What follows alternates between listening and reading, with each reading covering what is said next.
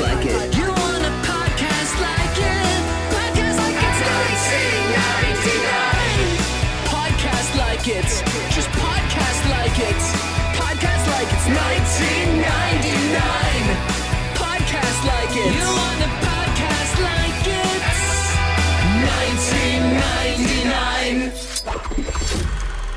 1999. Welcome to Podcast Like It's 1999. I am your host, Phil Iskov, and with me today is a past guest, a future guest, a host of a podcast that I have been on, Mike Natale, host of the You're Missing Out podcast.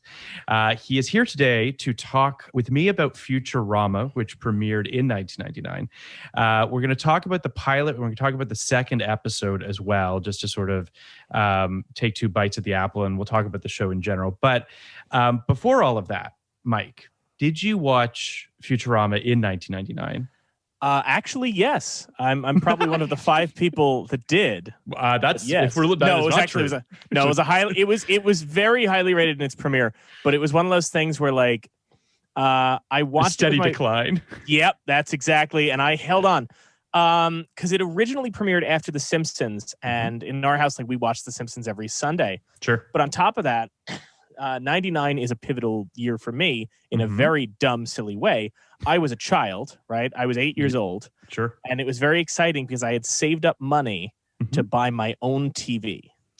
Wow. This was a rabbit ear antenna TV, right? It was very exciting. And I could watch shit on my own, which meant that when Futurama moved to Tuesdays, my parents were like, we're not watching this. We got other things to watch for grown-ups.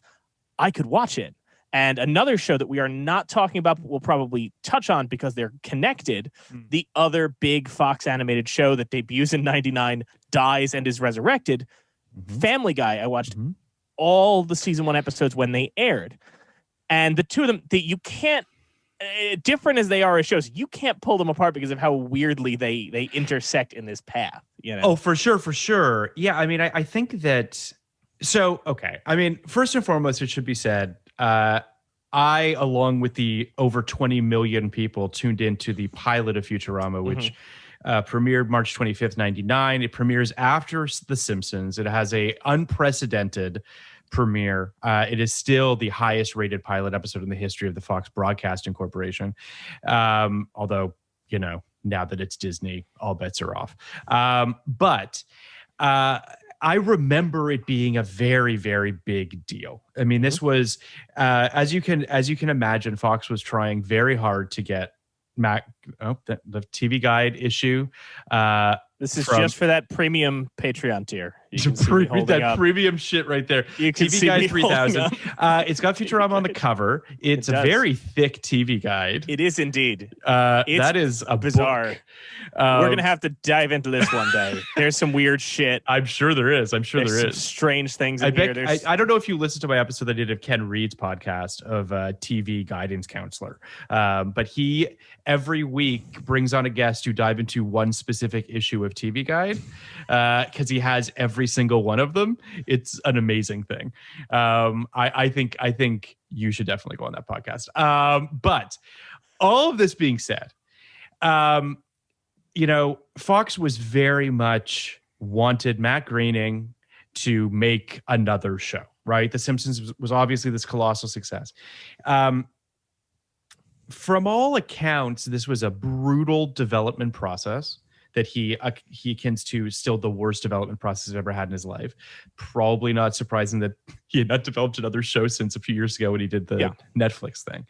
Disenchanted, yeah. Disenchanted, indeed. I remember watching this pilot and kind of going, huh, and then really never watching another one. Like it didn't really get its hooks in me.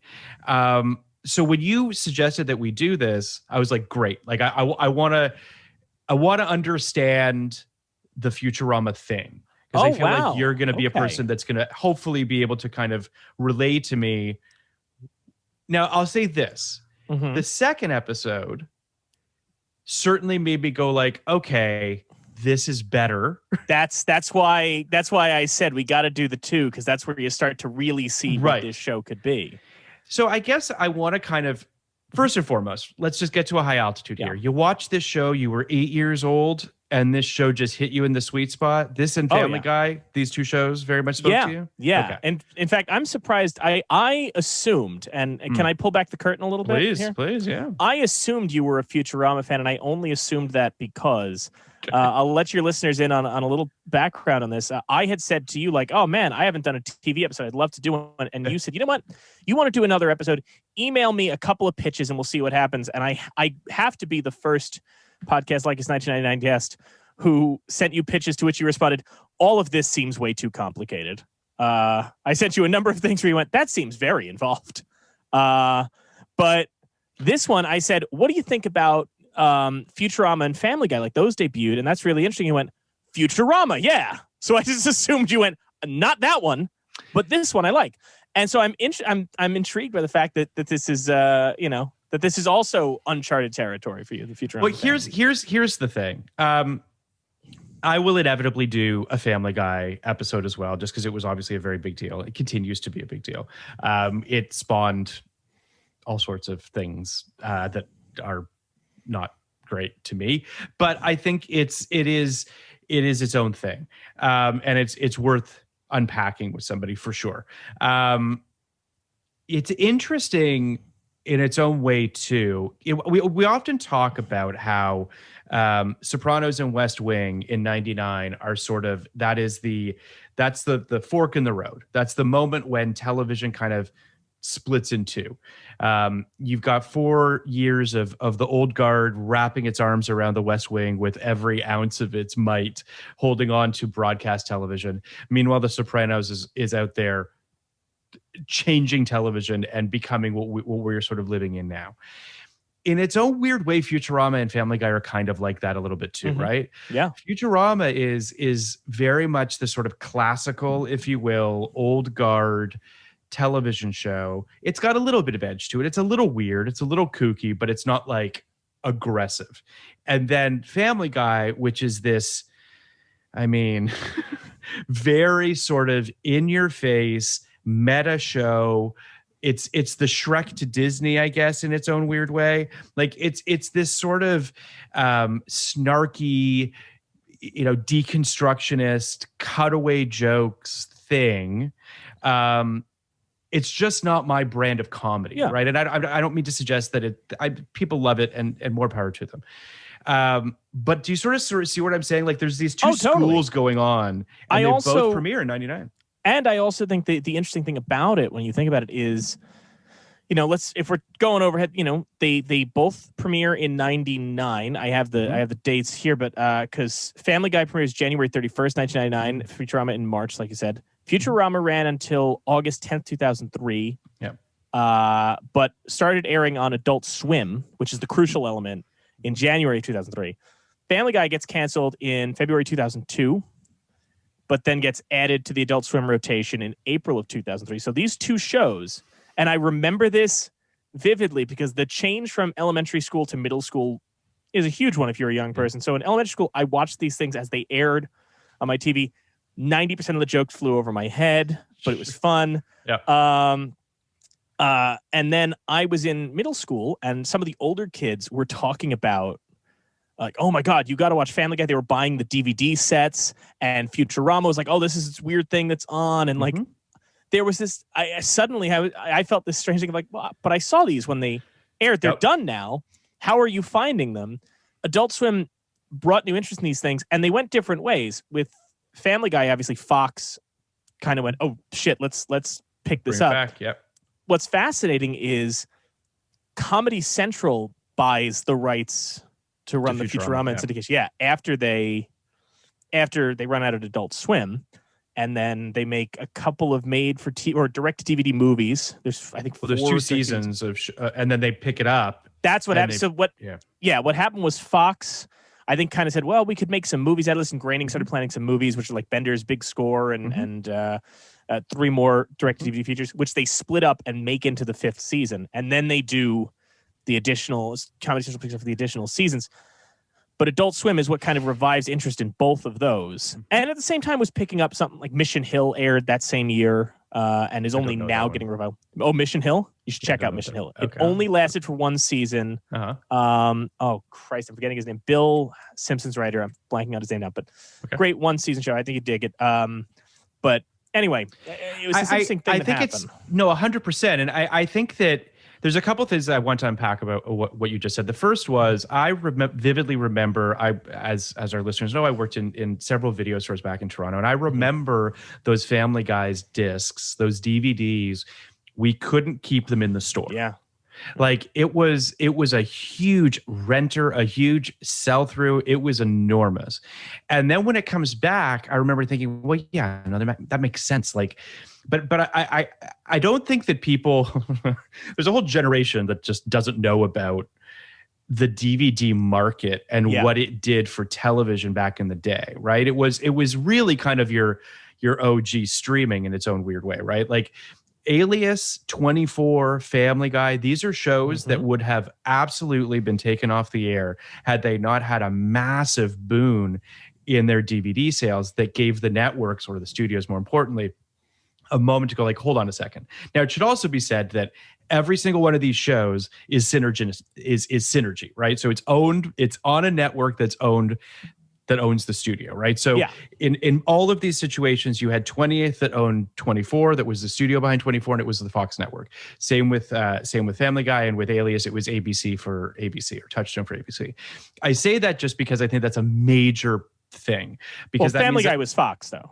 Yeah, but it was 20th for Fox, is my point. Like, it was the studio for I misheard you. I thought you said Family Guy and Alias were ABC. Sorry, no. I misheard you. Yes, gotcha. So the reason I point that out is because that's where that box set numbers came so key to them being like, okay, this makes sense for us to do this.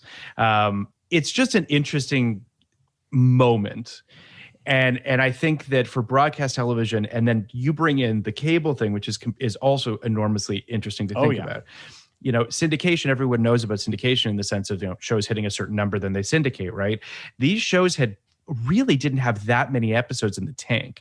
I mean, they had anywhere from like maybe 60 episodes, give or take. Yeah.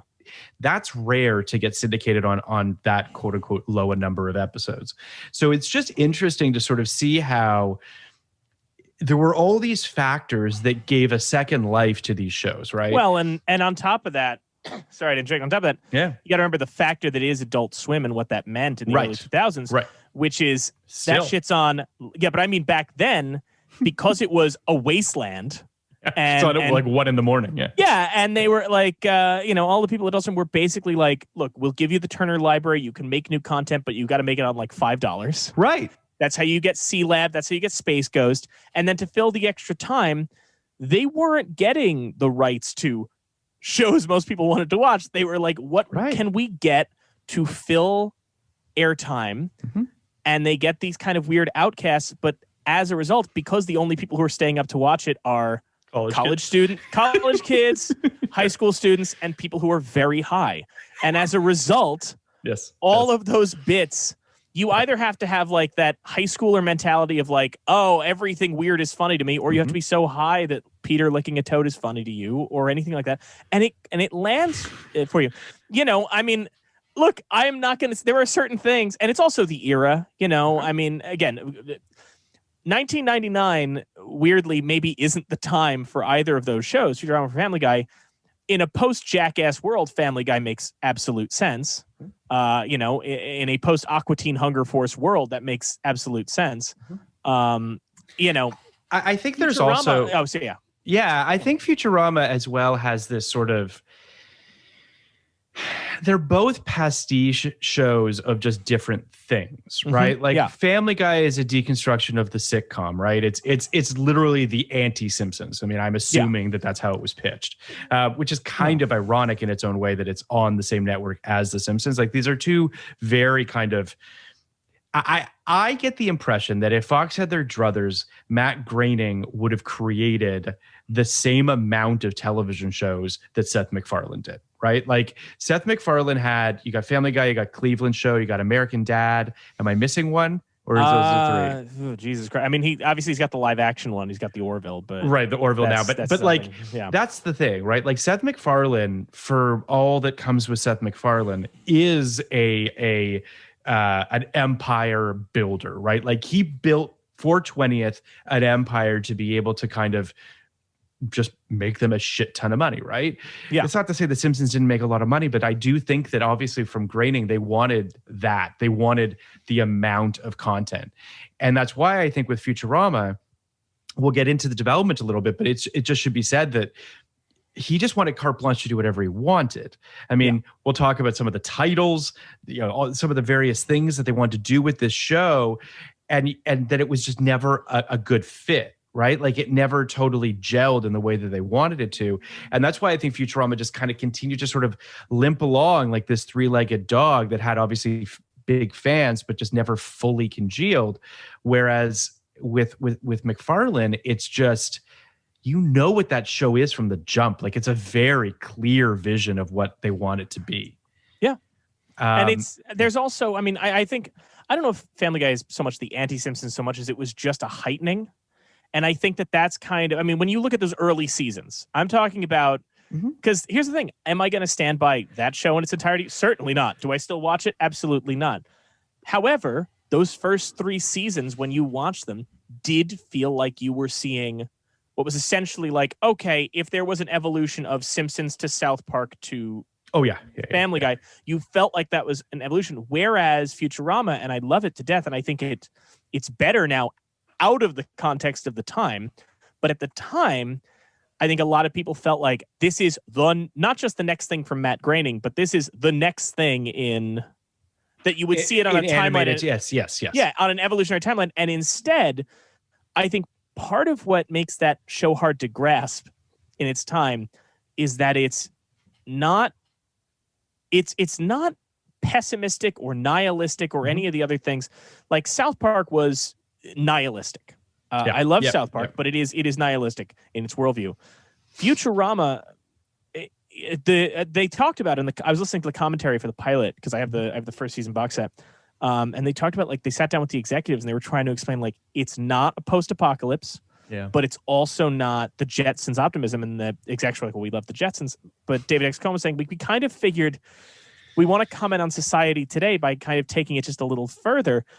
And it's one of those things that I said it on Twitter, but I remember when I was 8 years old, the suicide booth joke made no sense to me. And now possibly my favorite joke in contemporary media. If anybody sees the kind of, what I mean is if anybody sees the jokes that I make on social media very often, you'll see, yeah, that makes sense. It's very bleak, but it's one of those things where, because you look at it and you just kind of go, it's not nihilistic, but it's not optimistic either. It's a weird thing where it's kind of just like, let's make the best out of how much everything sucks. And that the attitude you disagree?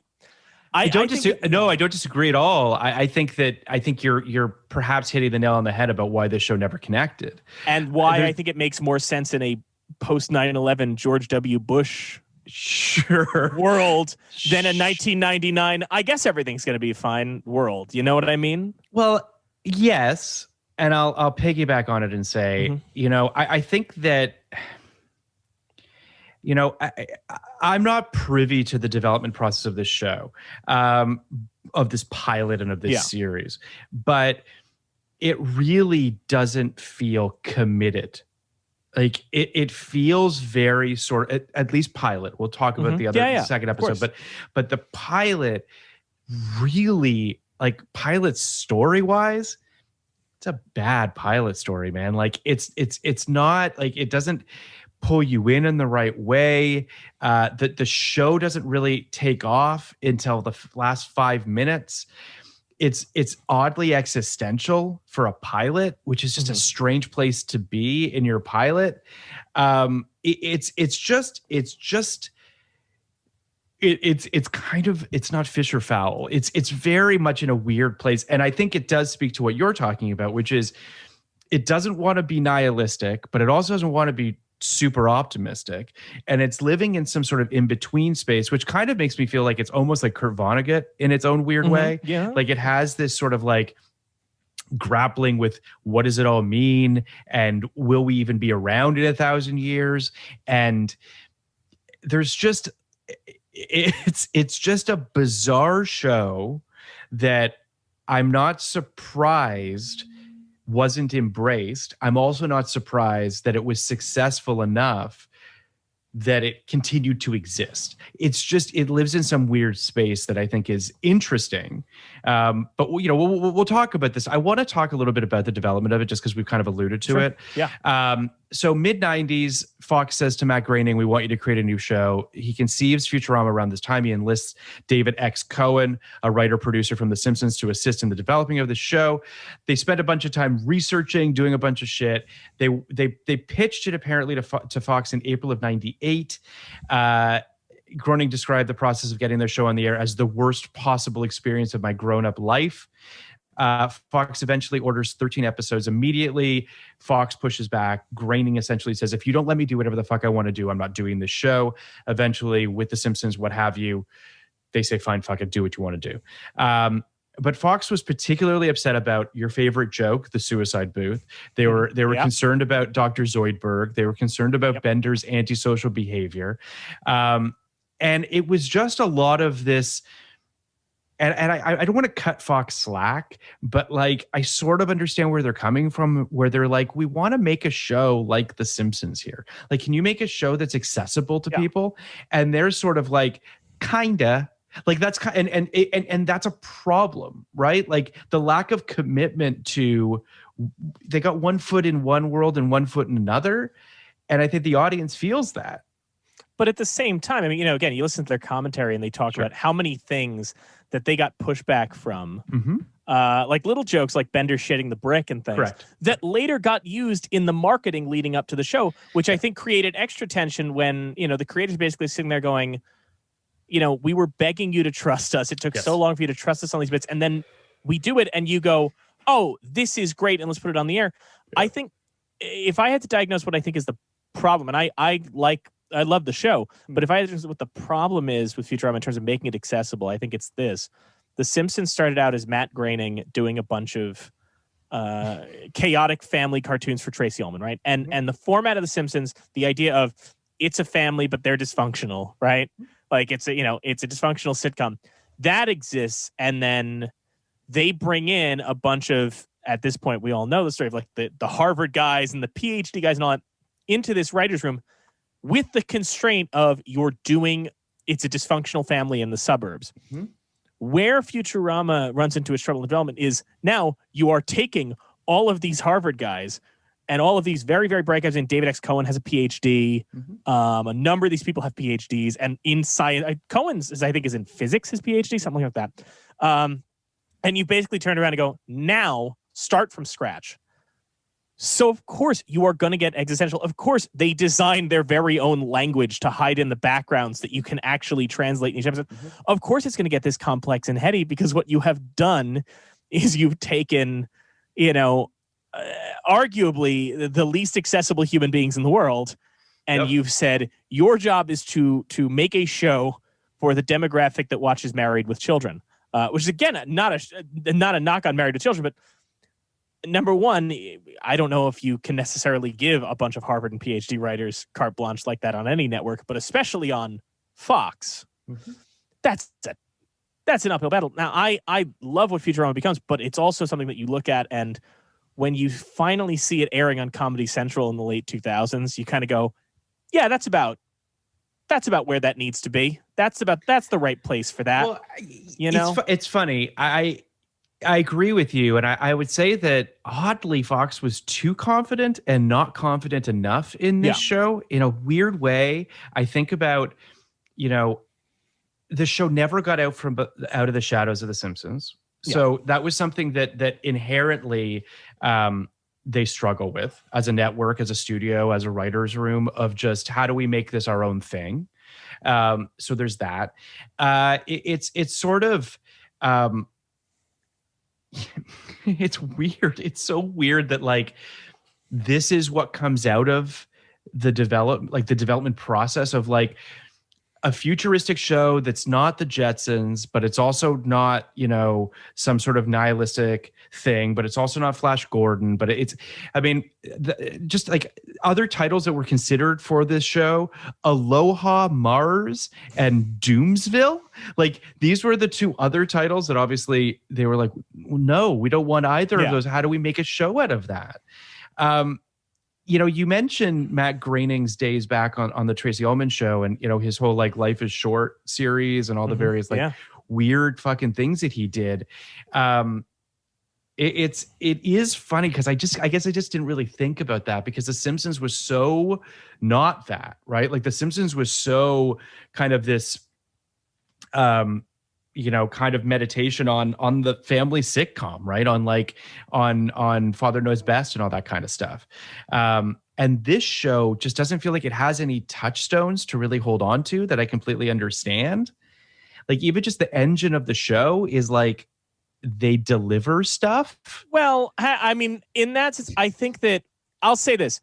It is definitely one of those shows, and this pilot especially is one that hits me different now than it did, obviously, when I first saw it, and even when I was in high school or whatever, because in the same way that what Homer Simpson represents for so many people is kind of a sincere reckoning with the idea of the American dream, and this guy who ends up getting everything that you were told in the 80s you wanted to have. You got the family, the white picket fence, all that stuff.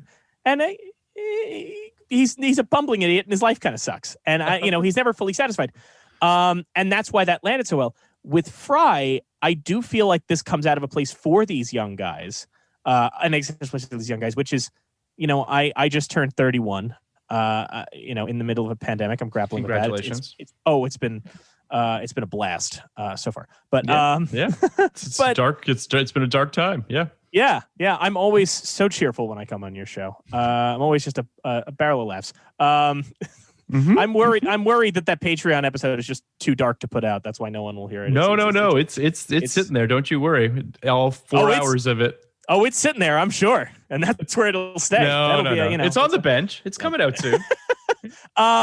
But I do think there's something with Fry that I found so touching now, which is this clearly comes from a bunch of young writers, your guys out of Harvard, who got out of Harvard, came from the Lampoon, are writing on the biggest TV show in the world. They've gotten everything they could ever want. And then there's this feeling of, is that all there is? And if there is any central theme to this pilot, which doesn't really become the overall theme of the show, but the pilot at least is centered in this idea of like Fry entering the future and realizing, God, this also, like, my life sucked, and now I've gotten this big opportunity. Now I'm in the future, and my life still sucks. I'm still depressed. What the show ends up becoming as it goes on is it's more obviously it's a found family, and it explores more themes of legacy and things like that, that particularly the episodes that hit hardest, like Jurassic Park and Luck of the Friars that everybody talks about, and just a group of misfits coming together and forming a family. But I do want to point out that even with The Simpsons, when you talk about deconstructing the sitcom, even that doesn't really come along for a little while. You watch those early episodes of The Simpsons for that first season, and it's a lot of just standard plots. Weird, I think a lot of it had to do with, there's been many articles and books written about this, but the show starts as a Bart Simpson vehicle. Bart really popped. Kids liked Bart. And then it takes a couple seasons before they're either allowed to, or they figure out that it's Homer's show, and that, and then it really kind of gets on rails. Again, I'm not suggesting that a show should hit the ground running, right? A lot of shows, it takes time for them to figure themselves out. We right now, with the just sheer deluge of content, have zero patience for a show that doesn't know what it is after, 2 episodes or something along those lines. Futurama took some time to figure itself out, and that's all fine and good. I will say though that, we spoke of this at the top of the episode, but you see that over 20 million number, and if you're Fox, you got to be like, fuck yeah, game on. It drops to 8 million by the second episode, then it's down to like 4 million, and it hovers around 4 million for most of its run on Fox. That is, quite frankly, catastrophic, right? Like that's one of those things where this show stayed on the air because The Simpsons was giving it intravenous blood basically every week. So, but it wasn't The Simpsons. The Simpsons wasn't its lead-in. No, I just mean the amount, the sheer yeah. staggering sum of money that The Simpsons is making for Fox is why that show keeps existing. So, and that's not to denigrate Futurama. No, it's just to say that it's kind of a miracle that we got it for as long as we did. They're even still talking about trying to bring it back again. I know that Katie Seagal and Groening love the show and want to try to find a way to bring it back in some way or another. The other thing that should be said, and just, not to get into the weeds of inside baseball, but for our listeners that don't know, episodic animated television takes a long time to make. It takes 6 to 9 months to produce an episode of Futurama, which means that you're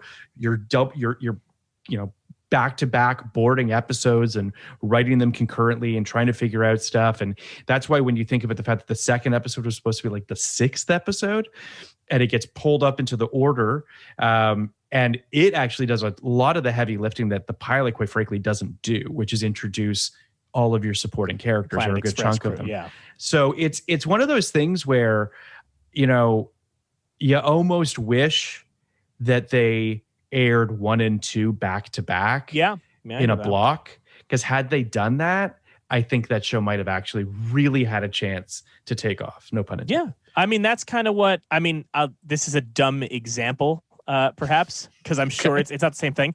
But the Monsters, Inc. spinoff show just premiered on Disney+. Yeah, I've not seen it yet. Monsters at Work. And they put out the first 2 episodes. Mm-hmm.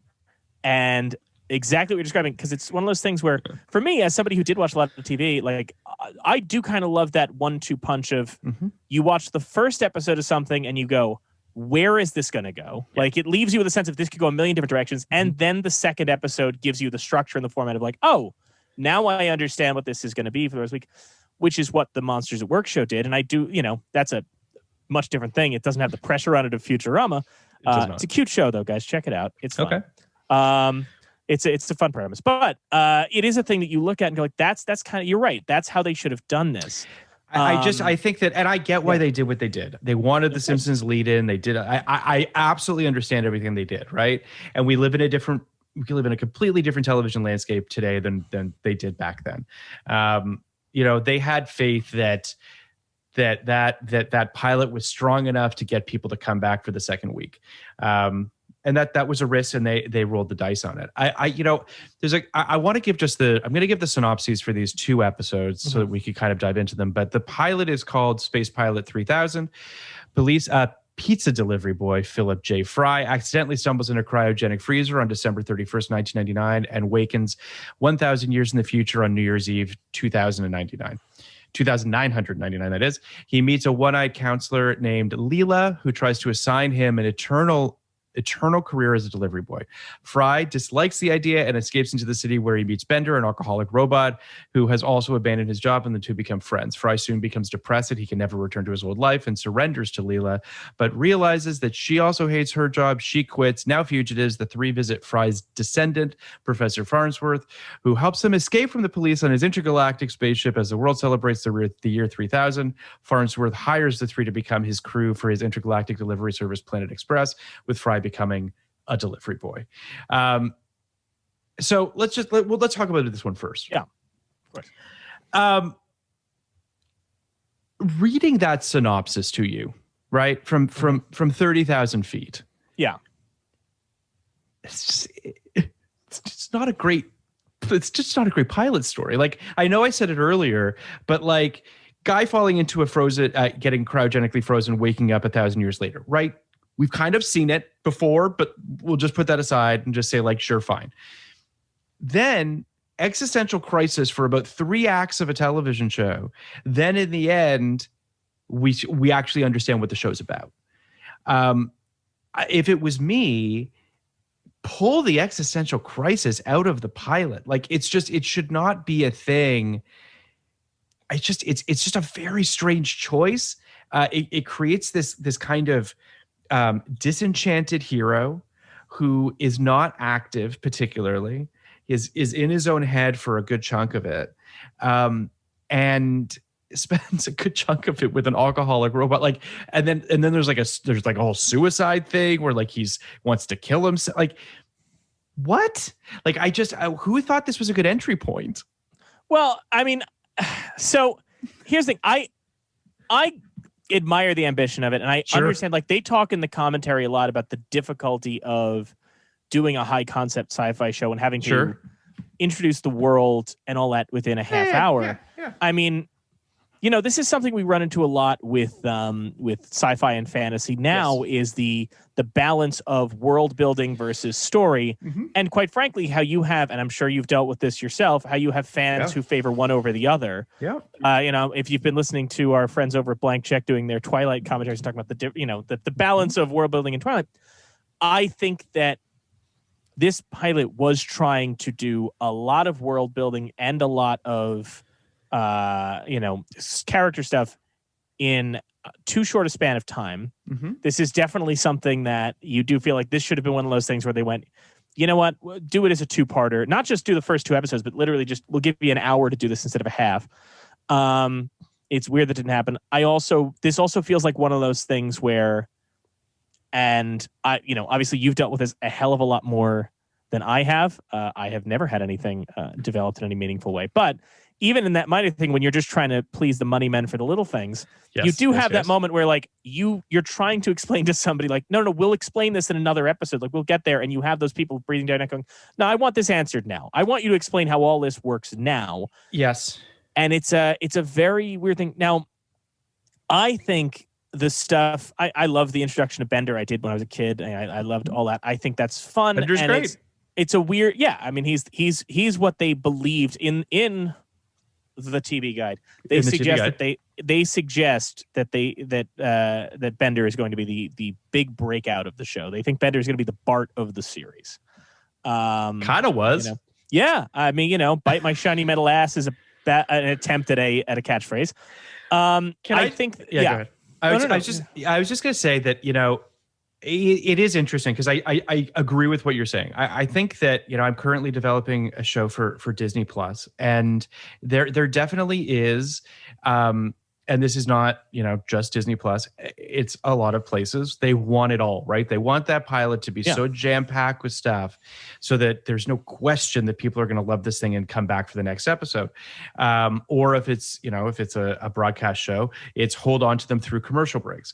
Like, I really do get it. The thing about this show that's interesting to me is there's this weird push and pull with Fry's character, right? Which is he wakes up in the year 2999, and at first he's really excited. He's like, I'm in the future, but he keeps vacillating between being like this aw shucks, bright-eyed, bushy-tailed, excited kid to be in the future, and this depressed person who doesn't want to be put in a box as a delivery boy for his entire life and is essentially questioning whether he wants to be alive in the future. That is, in my opinion, crazy. Like, you go for a pilot, you go all in on excitement of the future, possibilities, jokes, not suicidal tendencies and like an alcoholic robot. Like, the alcoholic robot works, but like, and I love Bender. It's just, I was really kind of watching this pilot the other day. I was like, yeah, I get why this thing lost 12 million viewers from episode 1 to 2. To be clear, the depressed Fry suicidal stuff is my favorite part. I love that stuff. There's the pull quote for this episode, Mike. No surprise. I feel like every episode I'm in has the pull quote that's bleak and miserable. Pretty much. I mean, I shouldn't say that because I just want to point out to the listeners, my page for Pokemon on the Podcast Like It's 1999 fan-made wiki does not have a quote section. My co-host Tom Lorenzo, he gets a quote section. I didn't get a quote section. Here's what I can guarantee you. I can guarantee you that the Patreon episode will have a quote section. will the you do not have to worry that Mike's episode on Honey, I Shrunk the Kids will have no shortage of pull quotes. I do not remember. From either the 2.5 hours he talks with us or the hour or so that he talks by himself. Have you listened to that audio yet, by the way? Not yet, no. Good. Okay. Don't. Just tack it on. No one listen to it. Let it happen. Just let the magic roll. It's my manifesto. You understand what I'm saying, right? That, yeah, I get what you're saying, but it's one of those things where I guess my thing is yes.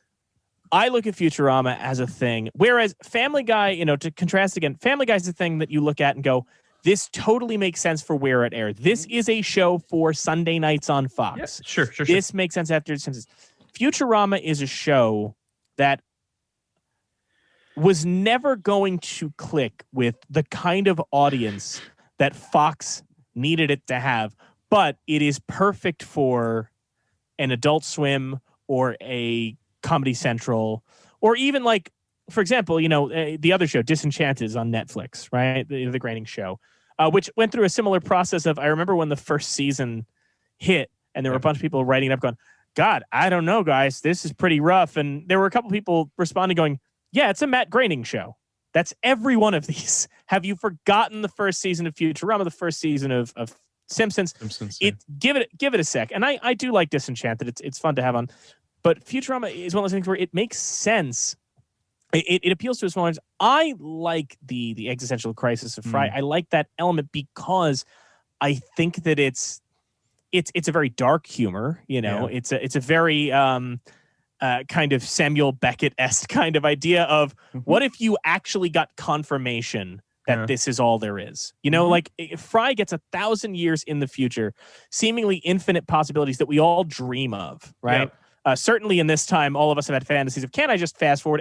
And there is that thought of like, I think about, thankfully, I am no longer waiting tables, but I think a lot about like, if I was zapped to the year 3000 and somebody said, yeah, that's it, you're going to be a waiter forever, now you're a space waiter, I would want to find that 25-cent booth.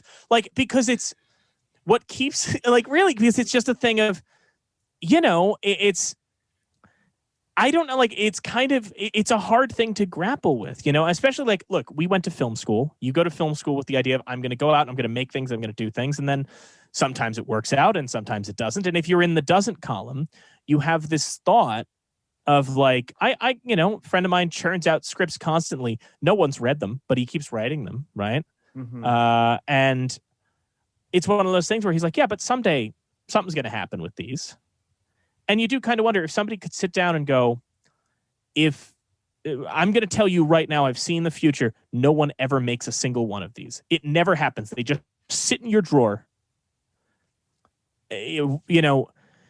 That's not going to motivate somebody to go, well, I should pursue something else. It would most likely motivate them to go, well, fuck, I don't know. What's the point of all this? I'm not disagreeing with any of the notions that you're positing, Mike. My issue comes from, like Fry's character arc in Pilot is wakes up in the future, is excited, then realizes that he might have to be a delivery boy forever, considers suicide, chats with Leela about ambition and the moon and what it all kind of means, has an epiphany that seems kind of not really particularly motivated, then is told he's going to be a delivery boy and he's excited about it. Well, that's his journey. Let's be clear, by the way, his first step into the suicide booth was a mistake. He thinks it's a phone booth. Let's not, mistake that, He's not instantly suicidal, is all I'm saying. You understand my point, right? I do, but I do think that's an important distinction. It is, but I'm not convinced that it wasn't a way of the writers to slip in suicidal tendencies under the guise of it being a telephone booth. But I think that even then, it's not, I don't know if it's, suicidal tendencies, but I think it's more just the general joke of imagining a future. And when we imagine that it's so kind of despondently dull that people are just casually lining up to end their lives in the way that you would line up to make a telephone call. I think that it was more the future that they're setting up is a future that is not, overtly bleak, but it is disappointing. And I think that, here's an experiment that I'm thinking of a lot, which is even just this show is based in 99, right? Mm-hmm. If you took you from 1999 and you sat them down right now and went, here's what happened, here's what it is now, there'd be a party that goes, I don't know, well enough, but I know there'd be a part of me that goes, really, this is what happened. This is how it all. This is what we came up with. You'd be a little despondent at how the future turned out, and I think that for all the grand visions that it lays out, there's I think there's a lot of humor in that, and how I mean this. We'll talk about the second episode later, but the second episode encapsulates that too. The idea of oh my God, we can finally go to the moon, and look at what it is. Look at what we've done. No, I get all of that, and I'm not even sure that that's my bump is really just a lot more on. We're really talking about sort of a DNA level. I really feel like the show, the marketing, the credit sequence, it all kind of sells you a bill of goods and then doesn't really give you the show that they're projecting, right? Because part of that is Fox wants that show. So Fox is marketing that show. And then people sat down and said, oh, wait, that's not what this show is. And instead, this show is a lot more of sort of, I don't know, it's just not, it just doesn't really know what it is yet. And it's not fair for us to expect this show to know what it is so quickly. I guess I just haven't sat down and watched a pilot for a show in a while that felt this sort of, honestly, bipolar. Like, so it's so clear that this thing is being pulled in two directions, and it just does not have a clear vision for itself. And it certainly gets clearer in episode 2, but as a pilot, I just watched it thinking, wow, like 20 million people sat down. This is pre-DVR, this is pre all that stuff. They sat down and they watched this thing all the way through, sat through commercials. And the payoff of this pilot episode is just not that much of a payoff. So it's just like, again, different time. I'm not sitting here saying this wasn't a different time for television, but it's just interesting to me to think about sort of how this transpired, right? Like, to get this episode of television, a whole bunch of things have to happen. I want to talk about there are a couple of things in the pilot that I sort of want to talk about. You mentioned something that I think is incredibly valid. Sort of the heavy lifting of table setting and world building that has to happen, right? Mm-hmm. Very hard to do, especially comedically, right? To like lay all that foundation and all of those sort of things, which is why you have to wonder why they shoot themselves in the foot by spending so much time dealing with Fry's existential what have you, right? Like, if you think about, and I'm not saying they shouldn't have dealt with it, just to be clear, but if they didn't deal with it as much as they did and they shrunk that down, you have so much more real estate to be able to, at the very least, get to Farnsworth halfway through the pilot, meet that crew halfway through the pilot, really get a sense of that whole sort of what the show is fundamentally, so that you've kind of mushed these 2 episodes into one. But instead, we have like 3 acts of like Bender and him like fucking around, drinking and acting like sad sacks. It's just odd. It's funny. I mean, by the way, one of the early drafts of the pilot, when Fry first woke up, he was supposed to be immediately auctioned off to Professor Farnsworth for parts. Which would get him there a lot quicker, but it was one of those many things you find in these commentaries where they go, yeah, they found that too dark, or we thought that was too dark. Right. The second episode was supposed to begin with the original pilot's, or the original captain's death. Like, it was a lot of dark shit. Which, again, this feels like the kind of thing where I just keep looking at it. I mean, there are a million things we could talk. I mean, the fact that the second episode establishes the Planet Express crew, it takes till the third episode for us to establish where is Fry living. It's one of those things that now it's fun to watch on the marathons on Comedy Central or to stream on Hulu or what have you, where you can do a binge of this because it really rewards that kind of binge watching. Sure. This is the other thing with this is Futurama is one of those shows, and it happens to another Fox show, Arrested Development, a little while later, which is for some reason, and Firefly's another one, where Fox keeps picking up these shows that require and reward constant vigilant viewing, and then don't know what to do with them and air them out of order, and then they find a second life on video and all that because you have the people who are dedicated. It's the thing with Futurama is that I I just keep thinking, like, I don't think it's necessarily a bad pilot. I don't think that the first season is a bad first season, but I do think both of those things are bad for the Fox broadcast network in 1999. It's just a thing that you look at and go, this was not the place for it. This was not what it required, you know. It's the same reason, like, you know, when you look at, and obviously they're different things, but you know, you talk about all I can think of anytime you bring up big first episode numbers and then a huge dip is a cult favorite show, which is the Agents of S.H.I.E.L.D. show that Marvel did for ABC. Huge premiere numbers. Yeah, Sleepy Hollow premiered the same year. Oh, Just dear. saying. Yeah, no, yeah. But you know what? Guess what? Did they get brought up when I went to the 2019 Sleepy Hollow Film Festival? No, they didn't. But your show did. So yeah, I would certainly hope that of all places that it would get brought up there. I'll just say this. Yeah. I hear you. I really do, and I think that this show, I just think it should have slow played it a little bit, and by that I mean the sort of the mental sort of struggles that Fry is going through didn't need to be as textual. I think they could have been a lot more subtextual. I think that there's a lot of things that they could have done to scratch the itch they wanted to, and to give us sort of a quote unquote zany, kooky pilot to get people really, you know, to fall in love with this world and these characters, and then sort of, you know, play into some of those things. It just didn't. They just really just put it all out there in the pilot, and it creates for an alienating experience.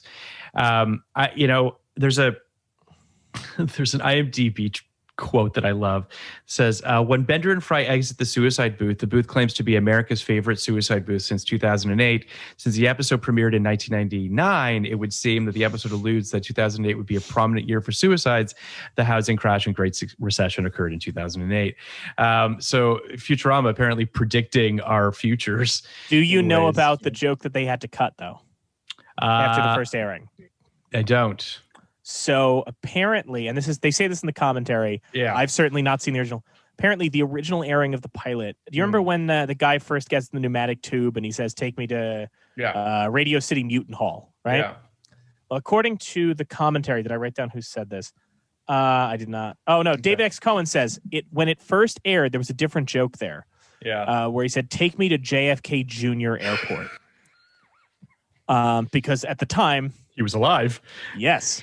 And then they it happened and they kind of went, no, it can't, especially an airplane thing, you know, like we can't. So they changed it, but that was in the original. Yeah, no, that seems right to change it. Pilot. That seems right. Yeah. Yes, go. Do you know, and one last one that I found that makes me even happier. Do you know what the suicide booth was inspired by? I don't. There was a 1937 Donald Duck short called Modern Inventions, where Donald Duck goes to a museum of the future, and they have these coin-operated machines, and he puts a coin in and it beats the shit out of him. Okay. You know, it's just like he constantly get hurt. So the joke is just like, how can we escalate that? Jesus. Yeah. And even in that, my favorite joke in the suicide booth, if I may, it's just so good. Sure. Is that Bender goes in with Fry, says, maybe I can get a 2-for-1, and then uses a coin on a string. Mm-hmm. Like, I feel like if nothing else, you cannot introduce a character better than he will try and cheat them. He will try and financially cheat his own suicide. Mm-hmm. It's great. Even if he will be dead. Like that. I don't have an issue with the suicide booth per se. I think it's a funny joke. I do. It's emblematic. I'll say this. I think it's emblematic. That one joke, and the reason we're harping on it so much is it's emblematic of all of the things in this pilot that turned a lot of people off, and also all of the things in this pilot that the people who are big fans of Futurama, it's kind of some of the stuff they latch onto. I mean, let's face it, when you talk about The Simpsons. And The Simpsons has been on for 30 years, right? Yeah. It's been on for so many years. If you say to somebody like, what Simpsons episodes make you cry? Yep. There's maybe one or two they bring up. You maybe talk about, the Maggie do it for her. Or don't forget you're here for her. And you talk about you are Lisa Simpson. And even then, when people talk about like, they bring those up, sure. But if you say, what's your favorite Simpsons episode? They're probably going to say Monorail. They're probably going to say the bigger, sillier ones. Whereas most Futurama fans, if you say to them like, the answer to what episode makes you cry and what's your favorite episode is most times the same, which is the one with Fry's dog or the one with Fry's mom or the one with Fry's brother. Like there is something about this show where as it progresses, the people who love it love. I mean, are you familiar with the ones I'm talking about? Are these episodes? Vaguely familiar, yeah. Yeah, I mean, that it does get more existential. It does grapple with those things, and the people who are watching it, who are fans of it, a lot of those things come out of the fourth season, third season. People who are watching it, that's what they gravitate towards, and those are the ones that we revisit. And I do think there's something interesting about the fact that The Simpsons, while it could be heartfelt in its early days, right? What everybody loves about it, the ones people revere are obviously the very weird ones, I shouldn't say weird, but the very clever, Harvey Good ones. And Family Guy, which is in that same vein of things that you could put on when you watch the Fox Animation Sunday block or whatever. Mm-hmm. You're going to get a Sunday of fun distractions. Whereas people kind of, the people who are watching Futurama, who are watching it at Comedy Central, Adult Swim, are turning to it kind of in the same way that some people turn to The Office, where it's like, yeah, it feels good to sob at this found family story. You mentioned the comedy block, and I think it's also worth noting. I mentioned earlier this idea that Fox was oddly confident and not confident in this show. I mean, the sheer hubris of moving this show to Tuesdays, thinking that it had enough of a fan base that it literally could sort of, be the nucleus of another night of television for Fox, or that their animation block was movable in some way or another is crazy. I mean, it's just they were so overly confident after those initial numbers, that they thought that this thing was just an out of the gate smash, and it clearly was not. It's just you can't help but read all this stuff and just be like, this thing was destined to not be a success. Yeah. And it's so I want to kind of talk about there's some plot points in the pilot I want to hit. The series opens with Fry playing a space arcade game at a pizza place that he works at, and it's a cute opening. He's doing the Star Trek. He's doing the Star Trek thing. Yeah. I had never really put together that this was another Millennium show, in the sense of there's a lot of movies and television shows that were playing into the upcoming, new year, the turning of the millennium and all that. I do think that him falling into the cryogenic chamber and what we see outside the window over the course of 1,000 years is fantastic, especially that aliens destroy the planet twice. They come back, they blow it up, then they build it up, then they blow it up again, then they build it. I loved that. If it was that humor more, I wish that this show felt a little bit more like the crazy space aliens from the Treehouse of Horror and the Simpsons stuff. You know what I mean? Like, I wish it had a little bit more of that energy to it, because it's just not, and I hate to say like kooky or quirky or all that sort of shit, but it's just not. Like, it's kind of flat. You want to hear something wild in terms of this show's insane ambition? Because if nothing else, you have to call this show ambitious. Yes. In fact, that might be its greatest fault. Fry doesn't actually fall into the cryo chamber. He trips, or his chair falls, or in season, I believe it's 4. Okay. They do an episode that is seemingly a retcon. I remember when I first watched it, you go, they're doing some retcon where later on in season 1, Leela adopts a tiny little alien creature called Nibbler. You might have seen him. He's a little black alien with one eye and a diaper. She adopts Nibbler, and we find out Nibbler is sentient. And not only is he sentient, he's part of an advanced race. And Nibbler himself actually traveled back to the year 1999 to push the chair that causes Fry to fall into the cryo chamber, because he needs Fry to reach the future to save the galaxy or something like that. Now, you hear that, and just like when I watched that episode, I went, we didn't need to do that. We didn't need to retcon this shit, right? Go back, watch that fucking pilot. You see Nibbler's shadow when the chair tips over. They had the plan for 3 seasons later to reveal that an alien that had not even been part of the pilot and isn't introduced for a couple episodes would be later revealed to be the cause of Fry. I mean, I respect it. I respect it. But what the fuck? It's truly like everything, every element that we're going to discuss is simultaneously the reason why it didn't catch on initially and the reason why it has the life that it has. Like there is that thing of like, I think about, I mean, I'm going to bring up Arrested Development again. There's Firefly, but think about Arrested Development is a thing of, and you talked about the DVD culture, and Family Guy has it too, but like part of that DVD culture around certain TV shows, especially like canceled TV shows, and Mission Hill has that, and Clerks animated series has that, and Clone High has that, and a number of those things, which is, there is an element to it, especially if you're a younger person, that you find this thing and you just kind of celebrate, like, how did something this weird or bleak or whatever get on the air in the, like, it feels like somebody got away with something. Well, okay, you're really kind of hitting on a Fox thing, right? So Fox, and it's kind of sad, sort of what Fox is now, because it's sort of, it doesn't have a studio, and it's that, you know, it purely exists because Disney wasn't able to buy it in the merger because it would have been a monopoly. So it's this thing that just kind of exists now, and we'll see what happens or transpires with that network. But if you want to go back to its sort of inception, you want to talk about sort of what its OG hits were. You're talking Simpsons, you're talking Married with Children, and Cops, right? Three very dissimilar things. I mean, I guess The Simpsons and Married with Children are both, family sitcoms, if you will. But Fox was built on taking the swings, right? Doing the weird thing that no one else was doing at the time. Doing Melrose Place and 90210, which were bold television shows at the time.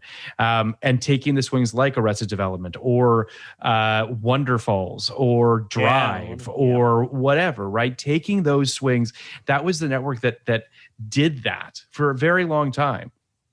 And that was its brand. So I think that there's something exciting to them about, and understandably, about being that network that would zig when you thought it would zag, right? That they were the ones that stood out of the 4 major networks as the outlier that would do the weird thing. And so to that degree, that's why I think, that's certainly why Seth MacFarlane gets to do what he gets to do there. It's certainly why Arrested Development is what it is there. But Futurama felt like, I think for them, and I don't want to speak for the network executives, I don't know any of them, I'm just assuming, that they looked at this show and they were like, this is money in the bank. We can't fuck this up. Like, let's just, Matt Groening is giving us another show. How do we capitalize on this? And they were given a show that they couldn't really capitalize on. And that's not, again, saying that it's a bad show, but they were kind of given a show that Fox didn't really know how to market or how to do what they wanted to do with it. And thus, I think America pretty quickly was like, well, this isn't The Simpsons, fuck it.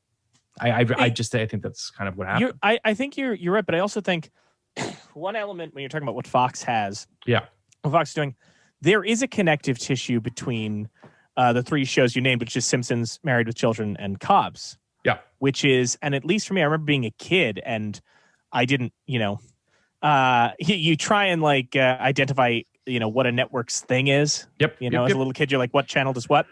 Yep. And I do remember that Fox had a reputation for being lowbrow, right? Yes. That it was that, and Married even the stuff you're talking about, and Cops, and even The Simpsons was initially, in its first run, considered lowbrow because, like you said, it was focused on Bart. It was nasty. There was an element of Fox. Well, you remember the Cosby Show Simpsons thing, right? Yeah. Which now is hilarious. Well, I mean, but hell, George H.W. Bush came out against The Simpsons, so they mocked him.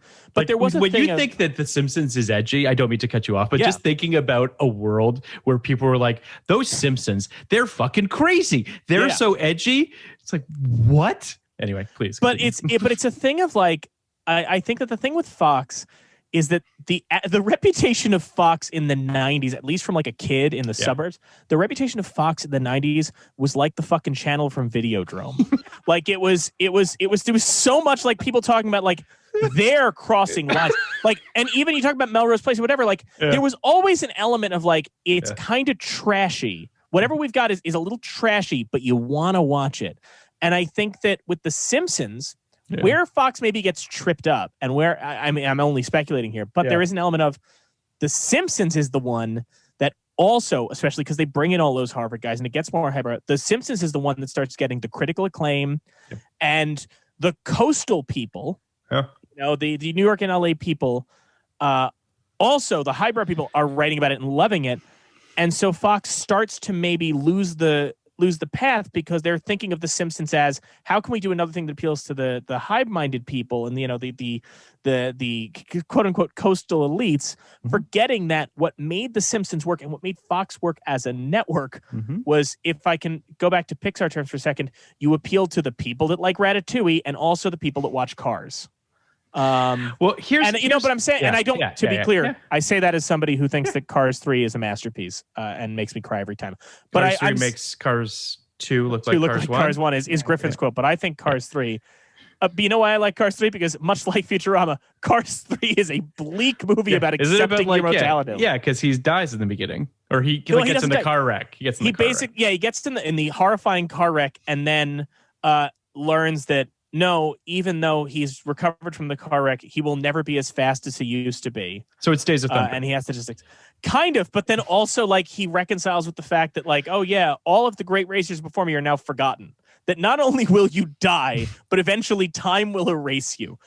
Jesus. I love that movie so much. I want to just piggyback on your Fox comment, because I think it's interesting that at the time everyone was like, The Simpsons is destroying family values. The Simpsons is destroying this country. They had the right network. They just had the wrong television show. Fox News is actually what's destroying this country and is ruining America. But I do think that it is interesting, to your point, to sort of see how The Simpsons' enormous success really gives them the kind of the courage, if you will, to take even more swings, right?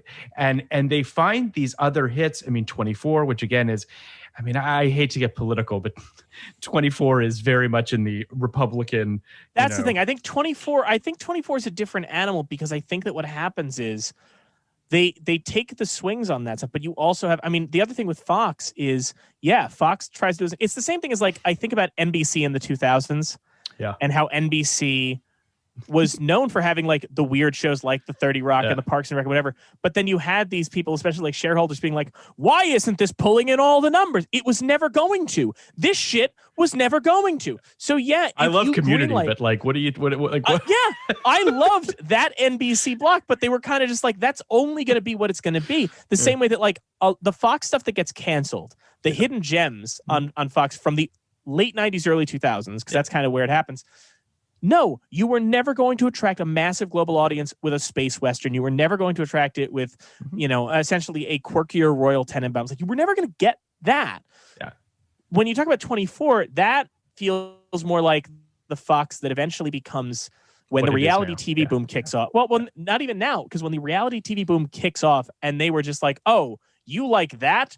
We're putting all our chips into trashy. We're going so far into this with, I don't know if they had Joe Millionaire or like one of the, but those kind of shows, the ones that people were saying were going to destroy America, they go so far into that. Well, I mean, I don't think that it was the beginning. I mean, listen, Rupert Murdoch, News of the World was not exactly a pinnacle of a reliable news. I mean, I think that they've always been trading in this world of sort of, what is news, what is facts, what is reality, how can we hook people into all of that?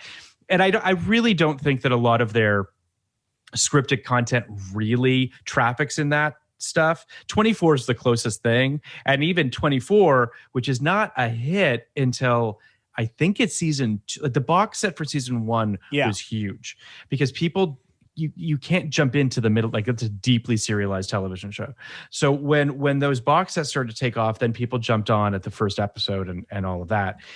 I don't know. I think that this is all just a weird way of saying that in its own way, Futurama is a show that does tap into a certain vein that kind of only exists on the Fox network. And that's interesting in and of itself. I mean, it's weird, but it also, I mean, I think that its best home is when it moves to Adult Swim because, you know, to borrow a teen meme, you know, Futurama walked so Rick and Morty can run.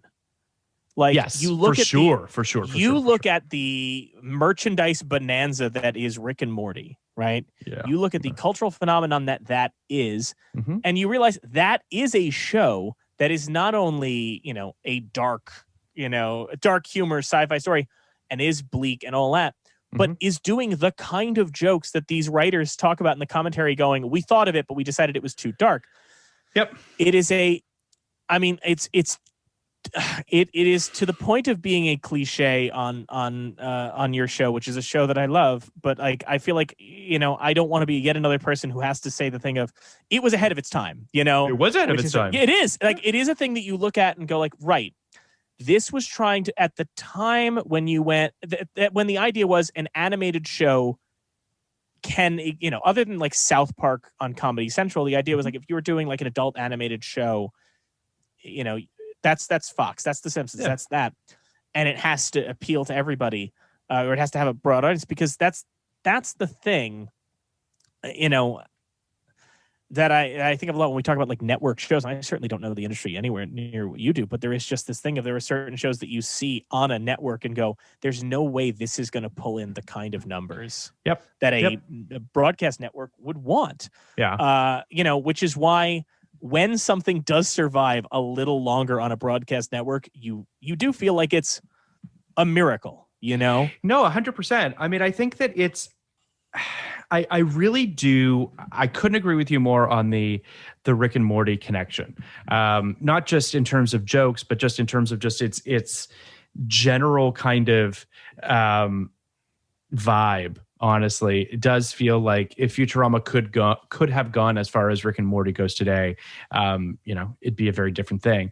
I do think that the second episode goes a lot farther towards really kind of locking into what the show's in terms of it's kind of its structure, if you will, its pattern of what an episode of like this show will feel like. I'm going to give a synopsis of the second episode, which is called "The Series Has Landed," which is, you know, obviously, I think that says something. I think they feel as though this is much more of a mantra of how the show will feel. The new Planet Express crew received their first mission, a delivery to an amusement park on the moon. Fry is enthusiastic about the idea of going to the moon, but is disappointed that people only go there for the amusement park and wants to see, quote unquote, the real moon. He hijacks one of the rides from Leela, but gets them both stranded on the moon's surface, low on oxygen. They take refuge on a hydroponic farm. But Bender, who was kicked out of the amusement park, makes advances on one of the farmer's robot daughters, forcing the three of them to flee from the angry farmer. Fry and Leela find and take shelter in the Apollo 11 lander until all three are rescued by Planet Express intern Amy Wong. The episode aired on April 4th, 1999. It was written by Ken Keeler and directed by Peter Avizino. This episode worked a lot better for me. It just felt like the hijinks of a show that kind of was like, it's going to be fun. Don't worry. Like, it's going to be crazy and kind of zany. And, yeah. So as not to beat a dead horse, but I wish that the pilot had more of this infusion. Yeah. In terms of like, in terms of sort of the production of this episode, it's interesting that, as I mentioned earlier, this was not supposed to be the second episode. The second one's supposed to be My Three Sons, which was more sort of down to earth, if you will. Yeah. So also the cold opening was supposed to be a lot darker. That monster or that like blob that swallows the guy was going to to dissolve him. like incinerate the body inside him, which I think is great. I also, an early version also had the crew meeting the former captain who would get very angry. There was this whole giant eggs thing where the professor puts on a giant chicken costume. Like there was just a lot of like, it was just very zany. I do have some quibbles, if you will. Don't really know how I feel about Hermes and the whole Jamaican accent thing. I also just don't really know how to feel about Amy Wong's accent sometimes. Like it does feel a little bit like there's a little bit of cultural appropriation going on at times that is not great, but you know. I don't agree with that. And the reason I don't with those is because the influence of Star Trek on this is immense. Yes. They're all Trek fans. They're all Trek nerds. You know, in fact, one of the best episodes of the series in season 4 of the original run, they got virtually the entire cast of Star Trek back. They united almost everyone from the cast. It's so that the entire... That's awesome. The entire premise is Fry discovers that, not to get off too much, he discovers that Star Trek fans became so passionate that it created civil wars on Earth. With people dedicating countries to different episodes. With my favorite gag, somebody hanging a banner called the Nazi Planet episode. Great episode of Star Trek. We can't get into that now, but so essentially it becomes so unsafe that Star Trek becomes banned. It becomes banned on Earth. And so as a result, all of the heads in jars of Shatner and everyone except Nimoy decide to load up in a spaceship and take off, where they end up landing on a planet where a sentient cloud has received all of the episodes of Star Trek and is essentially the biggest fan, trapping them in a lifelong Star Trek convention. It's an eternal like Star Trek convention.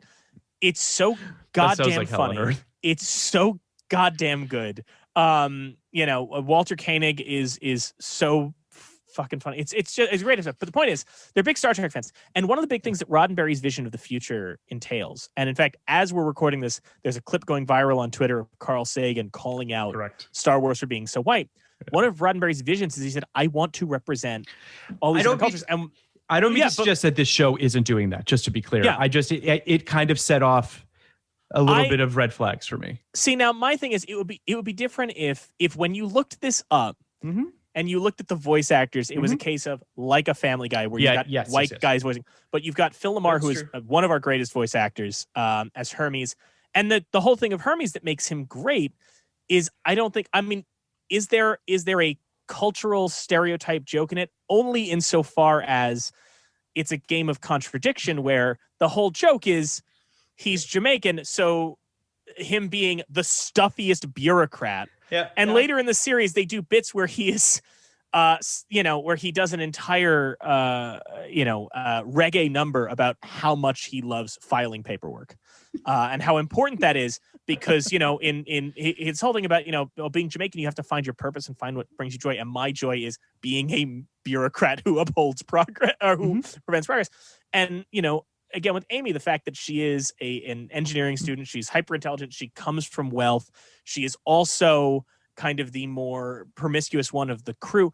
I think that the reason I wouldn't label it cultural appropriation is the fact that it was more just an example of let's try and get people from different backgrounds, people who and actors who can, actors who can represent that, and also give these characters more dimension. Let's defy the kind of stereotypes that the show put into. Whereas we go to Groening's previous work, obviously Simpsons gets a lot of heat for Apu, for Apu and for a number of different characters.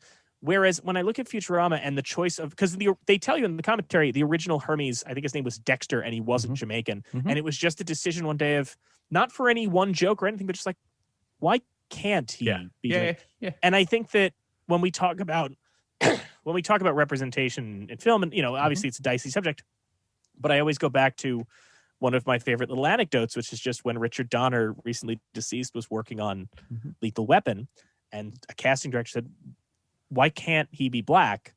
And everybody in the room kind of realized, why were we all envisioning him as a white guy? I think that, especially with Amy and Hermes, like there's never anything, and even was, the only joke character in terms of is Zoidberg, which is a great scene in this episode when he does his which they, again, is a Star Trek thing. They talked about, Cohen said, like, the idea came out of, if you ever watch Star Trek, Bones is the doctor aboard the Enterprise, and he always has to treat aliens like Spock, and how uncomfortable Spock would feel being treated by a human. So the opposite is, well, what if there was an alien? It's a great, I do love the line, okay, let's open that mouth and see your brain, not that mouth, your other mouth, is great. Zoidberg's great. Again, as I said earlier, this episode felt like an actual episode of television. The pilot just didn't. I think it's interesting. I do love Farns were saying if something goes wrong, bring back the blood is great. I do love all the stuff on the hydroponic farm with the farmer and his robot daughters, and the Confederate flag on the moon cruiser. It all felt very sort of like MAGA in a weird way that I thought was pretty funny. And just even the little one-liners that they do so good with Bender in this episode. Just the one-liners, don't tell me you went with the Crusher. No, a lady like that, you got a romance. Come on. Like, this is the one where they kind of figure out that Bender is essentially like sort of your Groucho Marx in a way. Yes. The running gag of I'll build my own blank with blackjack and hookers, which was, when this goes through twice. It's great. When this re-aired on Adult Swim, I remember that was a quote that got used in the hallways of school constantly, nonstop. The two takeaways from this episode that we would do all the time as kids was whatever it was would be fine. I'll do my own blank with blackjack and hookers. And then the other one is, of course, just constantly singing Whalers on the Moon. Which is why, if you ask my theory, why they bumped this one up to second is when you write a banger, like we're whalers on the moon, we carry a harpoon, but there ain't no whale, so we tell tall tales and sing a happy tune. When you write that, you got to get that out to the public as soon as possible. As soon as possible. I even love the, is it the Crusher? What's the name of the big robot? The Crusher, yeah. But, and then the dad gets upset. It says, why didn't you chase? And he goes, I love him. But Daddy, I love him. Like, I also love Fry being like, hey, it's the flag from MTV. Yes. Like, and then the other bit that's so good. And this is the thing, if you're doing a show set in the future, I know but like the best kind of gags are the future misinterpreting the past. Yes. I constantly think about, because I'm a, you and I are I'm a big theme park nut, and this is definitely rewards being a big theme park nut. Written by Disney Parks fans. Yeah. The Gopher Show is the Country Bear Jamboree. Whalers on the Moon is Pirates of the Caribbean. But the best is when you're on the educational dark ride, which are all those Walt Disney 64 World's Fair rides, or those Epcot rides, and Leela having the line, it's educational, so the line will be short. But the bit I constantly think of is when they're on and it goes, the dream of space travel came from one man. Someday, Alice, bang, zoom, straight to the moon. And then the Billy West delivery on that he's not mad. He's just disappointed and like, no, that wasn't about the moon. That was just about how he was going to beat his wife, which is true. Like, and it's also like, that's about as close to maybe a Family Guy joke as possible in terms of like, one of the things with Family Guy when you would watch their jokes, because Seth Rogen was such a 70s pop culture nerd, is looking at things from the past and going, hey, look how fucked up this was. Yeah. And it is a thing where when Fry says explicitly, like, that was about how he was going to beat his wife, it's I think the first time for me that I just went, oh, fuck, yeah, that is. That is what that often quoted line is about. Yeah. What an insane thing. Insane. It's insane. I also just want to, the three names of the robot daughters are Lulu Bell 7, Daisy May 128,000 or 128K, and the Crushinator. And they each come out and like the first two do like a little dance, and then the Crushinator comes out as this like tank essentially. It's fantastic. But they all have the same line. They all do howdy y'all or whatever it is. Yeah, it's great. It's great. Like, this episode I think also just felt like, to your point, it felt like classically Simpsons-esque. We all know when they go to Duff Gardens, which still has one of my favorite Simpsons lines ever, which is Lisa accidentally drinks some of the water from one of the rides and starts to hallucinate. And then some guy comes up to her and gives her a bunch of pills and says, take 2 of these and you'll feel better in the morning. And then Marge says something like, doctor, what medication is this? And he goes, oh, I'm not a doctor. And then he just runs away. So like the Duff Gardens episodes are great. The Itchy and Scratchy Land is classic too. Exactly. Like the Simpsons writers know how to do this bit really well, and to jam it with a bunch of throwaway jokes that are just classics. It also a skee ball, virtual skee ball, virtual skee ball. It's like I'm actually playing skee ball. It's like I'm actually playing virtual skee ball. My apologies. It goes one layer deeper. Yeah, that's so yeah, it's just one of those things where this episode felt like an adventure, right? Like it felt like they were going on adventures, and that this could potentially feel what the show would feel like. And not to keep harping on the pilot, but like when you see these two next to each other, you're really kind of hit with that much more of the lack of adventure and excitement about the future that the pilot has, and that this one still has that sardonic kind of darkness about, of course, if we have access to the moon, we will 100% turn it into a theme park. Like that's not a question. So it has that cynicism, but it's done in a playfully kind of funny way that just makes the whole thing palatable. I love the hydroponic thing is great. At one point, so at the end, the dad takes off his helmet on the moon and then like falls to the ground, and I was like, please don't put his helmet back on, please don't. Like I just kind of thought the guy was just gonna die there on the moon.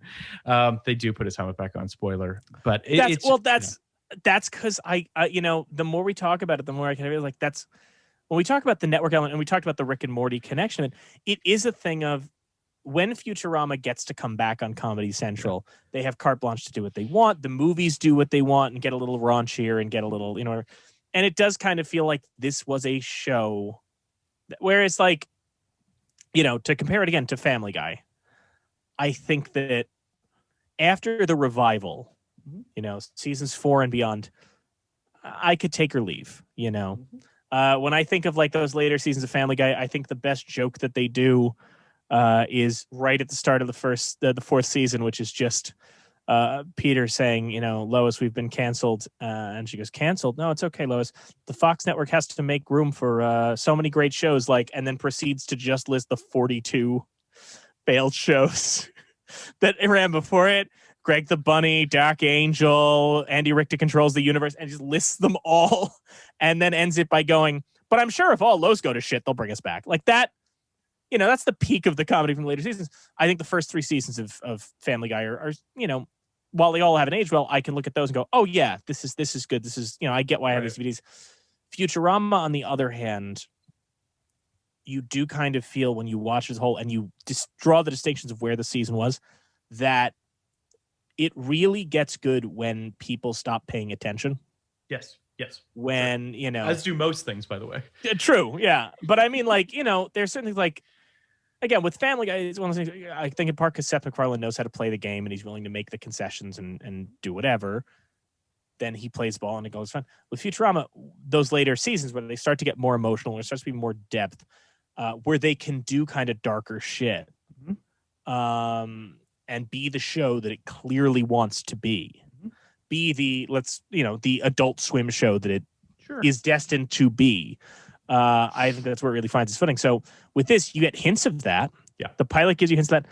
I also wonder, and I'll ask you this because I don't really know, and maybe I'm just going off on it. When you talk about the pilot and how different it is from this, one thing I think about is this weird thing in the 80s and 90s, and it changes in the late 90s, but I remember 80s and 90s, where the pilots felt as though they were constant, and this happened too, but we're constantly being designed to also be standalone if it doesn't get picked up.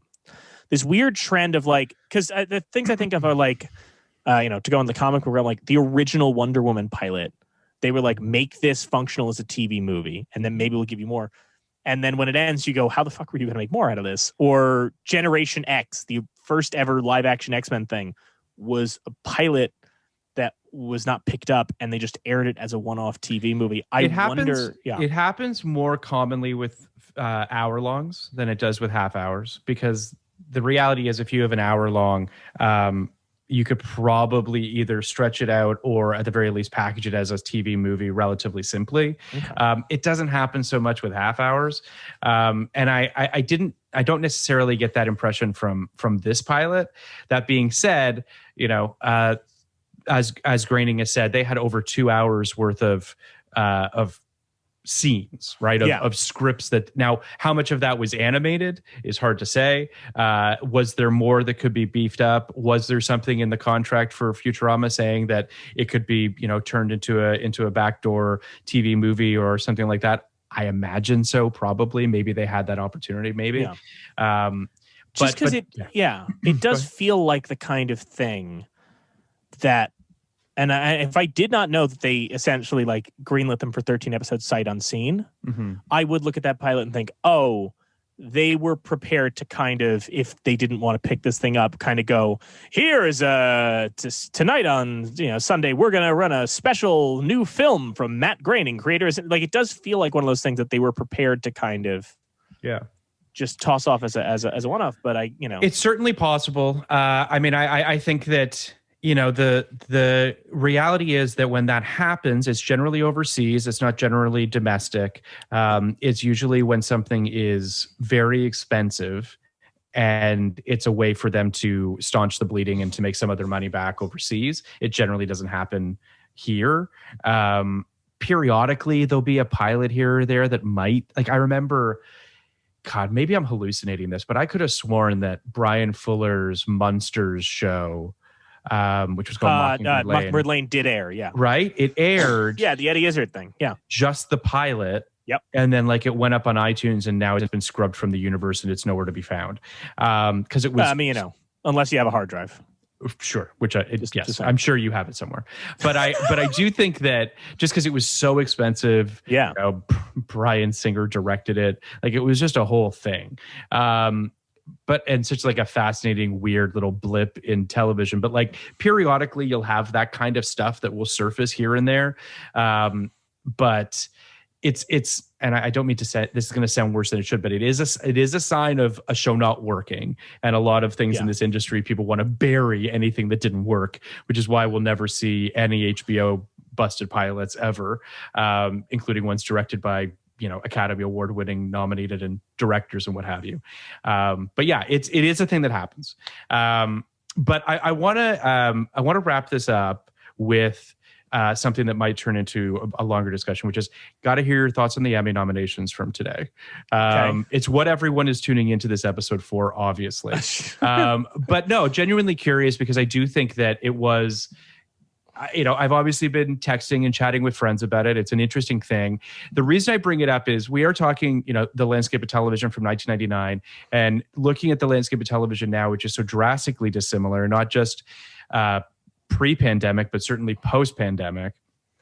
I think that a lot of the nominations are indicative of an Academy that watched a couple shows over the pandemic and just went all in on those shows. I think a lot of it has to do with people watching a lot of library titles. I think a lot of people watched a lot of comfort shows. I think they watched a lot of things that made them feel good, that they loved, as opposed to watching new stuff. And then also an industry that is so much dictated by, awards consideration campaigns and how various networks strategically go all in on those things. Here's my question to you. What is your biggest snub? It's tough because I will say this. No, really, like I was saying this to my co-host Tom earlier. Normally, truly, the one thing I hate is willful ignorance. The one thing I hate is people who say, I'm never gonna watch or read or listen to that. Yeah. And yet I couldn't help but feel like in the past, when these nominations come out, I usually look at stuff, and if I haven't seen it, I go, well, I've got a month to catch up on the Americans. I've got a month to... this is a year where there were so many things that I looked at and went, nah, I'm just not. No. Like what? Here, I got the list in front of me. I'll tell you. Oh boy. These are things you're not going to watch. These are things that I have little interest in watching. Okay, fair enough. That I just look at and go, no, I'm okay. Okay. If we're looking at drama, The Boys. No, I'm good. I'm very okay. I have seen enough. It's seemingly like when Westworld was hot and people were like, you got to watch. I'm like, why? I have grown up watching so many robot wants to be people things. I'm good. And I'm also like, I do not need, I feel like every year somebody comes out and goes, the interesting thing with superheroes is they're kind of fascist. Yeah, no, we know. We know. I promise. Frank Miller was telling us this in the 1980s. I don't need to watch it. Bridgerton, I'm good. Okay. I'm okay. Okay. My grandmother started watching it and said, it's a little soapy for me. And if it's a little soapy for my grandmother, I'm good. I'm really good. I should catch up on The Crown. I watched The Mandalorian. I have heard mixed things from friends of mine about Lovecraft Country, so I'm okay. Okay. I really just in a thing of like, I have several friends who are people of color who have said like, I find this distasteful. I'm like, what good is it for me to? Like, there's no world where I'm going to go. Let me convince you otherwise, friend. Like, no, I'm good. Pose I like. Handmaid's Tale I should catch up on. This Is Us is still on the air somehow. No disrespect to it. It's just like that thing that's hanging on. I think that. So my sort of axe to grind, which I'm sure you saw on Twitter, had more to do with, and Libby Hill was saying this on Twitter as well, and a bunch of people were, is you have an opportunity this year to spread the wealth. You had an opportunity to be able to nominate some shows in different ways in order to get them some eyeballs, and the conscious decision to just stack these categories, expand these categories, and then stack them with the same show. First of all, inherently, you're going to hurt that show because they're going to all mathematically knock each other out of the thing. So, that's how you get, and I mean no disrespect to Julia Garner, but that's how Julia Garner, for all intents and purposes, mathematically wins for Ozark a few years ago, beating out like all the plethora of female supporting actors from Game of Thrones. Yeah. Because it all kind of mathematically, people are like, well, I don't know which one everyone's going to agree on, so I'm just going to kind of hope that this is the one, and it kind of gets to that situation. Plus, when they read off the nominations, they'll say Ted Lasso so many times you'll think your Twitter feed has come to life. Another show, I'm going to get to it, but holy shit, is it at a point where it's like, no way can this live up to what it is being hyped as? Here's my Ted Lasso take for what it's worth. I have a couple friends that were enormous fans of it early in the pandemic and were like, you got to watch Ted Lasso. Watched it with my roommate, and both of us kind of after the first episode went like, yeah, okay, that's good. I wanted us to stick with it. My roommate was sort of like, yeah, I mean, I don't know, it's whatever. By the end of it, I was crying at every episode. It had its hooks in me 150% by the end of its run. I would even say probably by episode 3, I was like completely in. It is very Parks and Rec-y in the best possible way, which is that it's heart first, heart forward, a character that seems like a bit of a cartoon character up top and then ultimately evolves into something much richer. And it's a great cast. I have no beef with Ted Lasso becoming the comedy show of this year. My beef is more about Apple not giving the support potentially to For All Mankind, Dickinson, and Mythic Quest, which are all tremendous shows in their own right and should have been nominated. Well, but unfortunately, I feel like that's kind of the thing. I mean, first off, the Emmys are this bizarre thing, especially because TV is so time consuming to watch, as opposed to movies, or anything, or music or Grammys. That I do feel like the Twitter discourse and the overall discourse on the Emmys ends up becoming a lot more people going, "Why don't you watch the things that I like?" Like, there's certain things where, like, here's what I'll say. How about just watch a fair amount of stuff? How about don't just watch 2 shows? For sure. But what I'm saying, like, it is this thing of like, and look, there's different ways to look at it. I can look at this through a lens and sit down and go, you know what? At the end of the day, even though I'm not watching, like, it's pretty fucking cool that things like The Boys and The Mandalorian and Pose and Lovecraft Country are getting nominated. This is shit that years ago wouldn't have happened. The same way that, like, with comedy, Jesus Christ, I'm looking at Flight Pen Attendant 15. and Pen 15. Hacks. And Hacks. Like Hacks. Love Hacks. I have not watched Hacks yet. That's one I intend to watch. But it is kind of a thing where it's like, and Cobra Kai. Fucking Cobra Kai is nominated. Yeah, I don't get that. For sure. Well, my thing is, it's just like, I guess my thing is, I will, even if I don't like something, like I'm not a Pen 15 fan, you know? Oh, it's so but good. but that's the thing. It's a thing that I looked at, and I've, as I've gotten older, I feel like I've picked up this habit a lot more of looking at something and going, it's not for me, but I don't think it's bad. I just look at it and go like, right, I'm not the audience for this. Like, this isn't landing for me, and I'm okay with going, the same way that, like, sure. When you look at the nominations WandaVision got, you know, I think that you had a lot of people who did kind of go, you know what? This superhero shit isn't my thing, but I appreciate the work that goes into this. I appreciate the effort. I appreciate the craft that went into this. Pen 15 getting a nomination is tremendous. It really is for a small show. That's a very specific thing. I love it. I appreciate what they're doing, and I can't wait to see what they continue to do with the show. And you're not wrong. You know, it's often an argument that I make when it comes to the Oscars, you know, which is, you know, I remember when everyone was up in arms about The Shape of Water winning, and I'm just like, hey guys, they just gave Best Picture to a mute woman fucking a fish man. Like, can we just at least acknowledge you might not like the movie, and that's fine.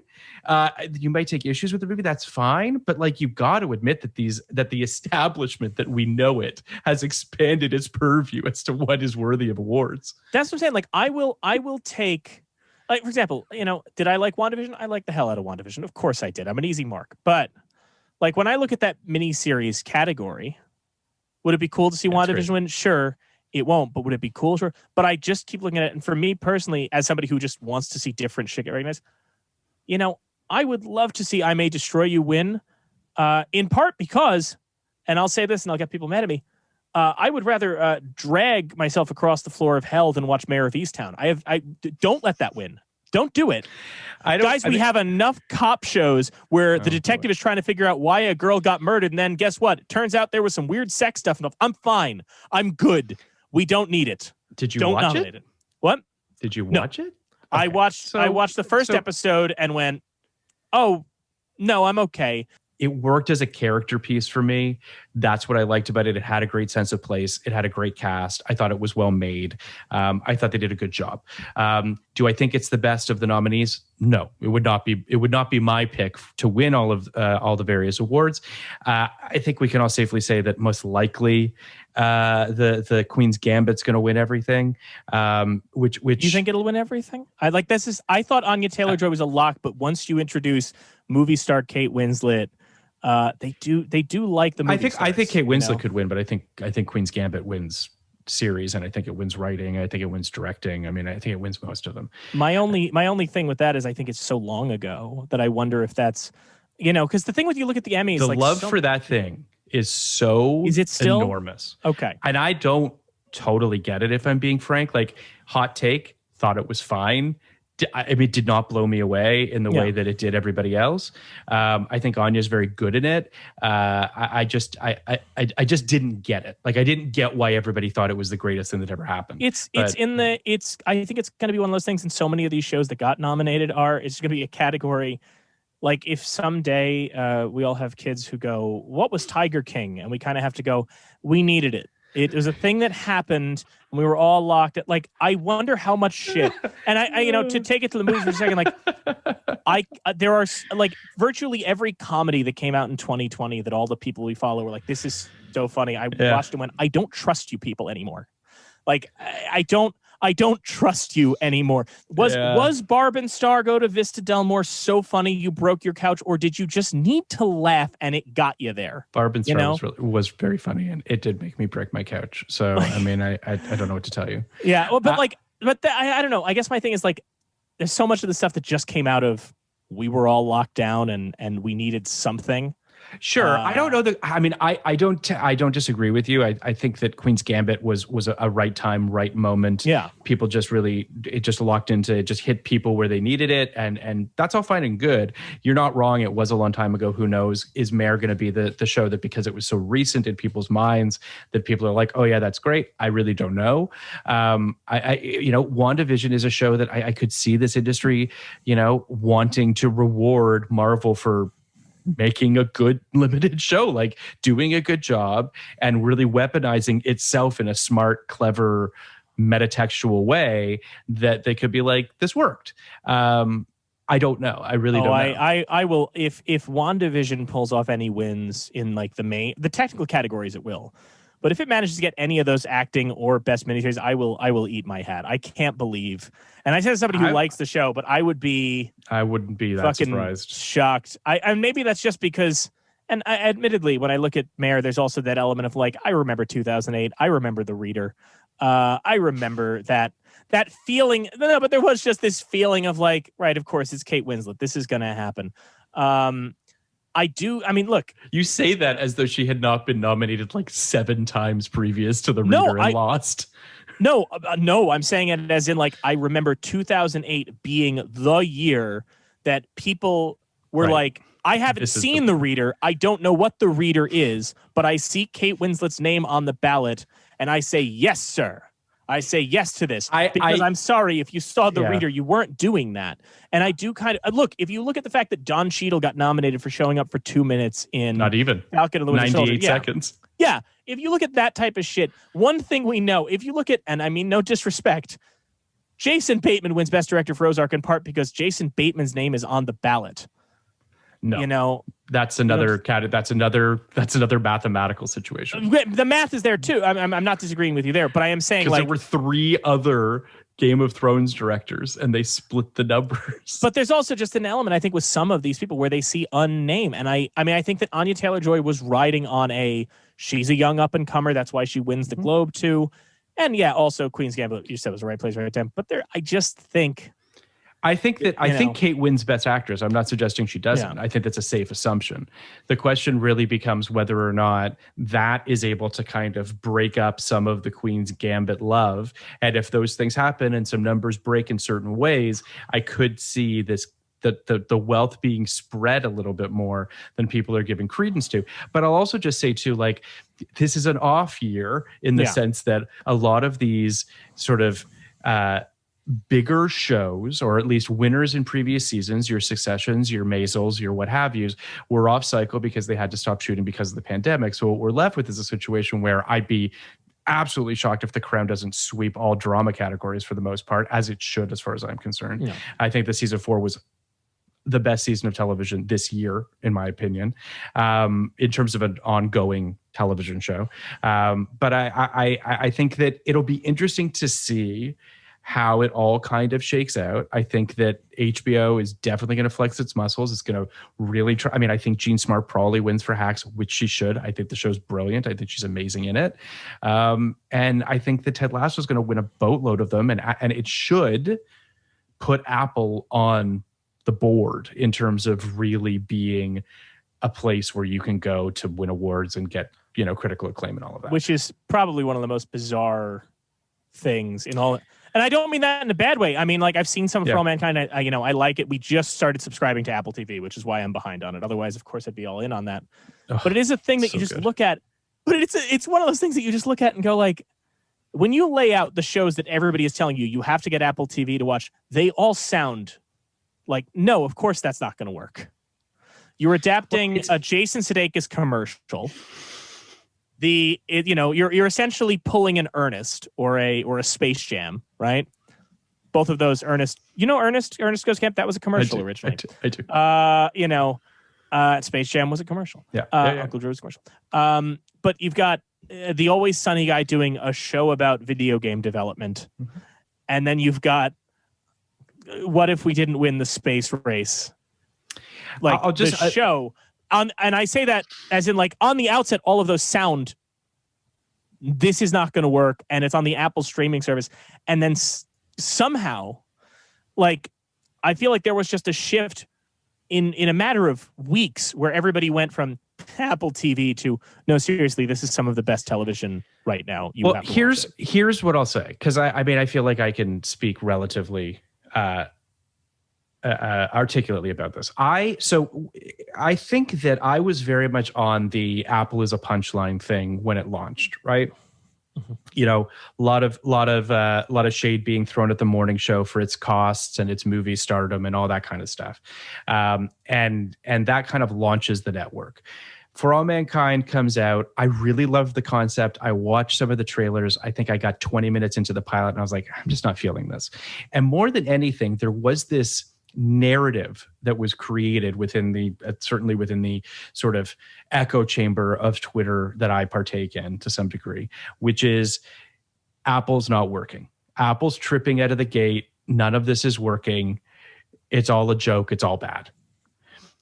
Then I watched some of Dickinson and I was like, I kind of like this show. This is kind of working for me, but I didn't watch the whole thing. The long story short of all of this is that the pandemic got us to a place where not a lot of places had a lot of content. So, and then the trailer for season 2 of For All Mankind comes out and I see a bunch of dribs and drabs of people being like, Mythic Quest is actually really good, guys. Like, why aren't you watching this? And then I powered through all of For All Mankind, all of Mythic Quest, all of Dickinson.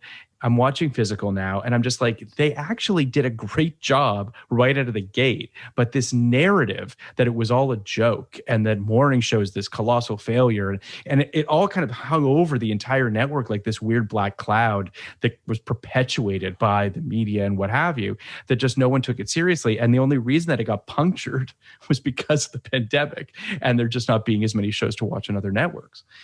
This is all to say that, and then Ted Lasso happens during the pandemic, and then everyone's like, wait a fucking second. Like, have we been missing out on this great network all along? My bummer for me is that I know you haven't caught up on For All Mankind, and I hope that you stick with it because it is, without a doubt, my favorite drama on right now, is that just why is no one watching this show? Now, the argument can be made, people don't actually subscribe to it, so their listener, their viewership is low.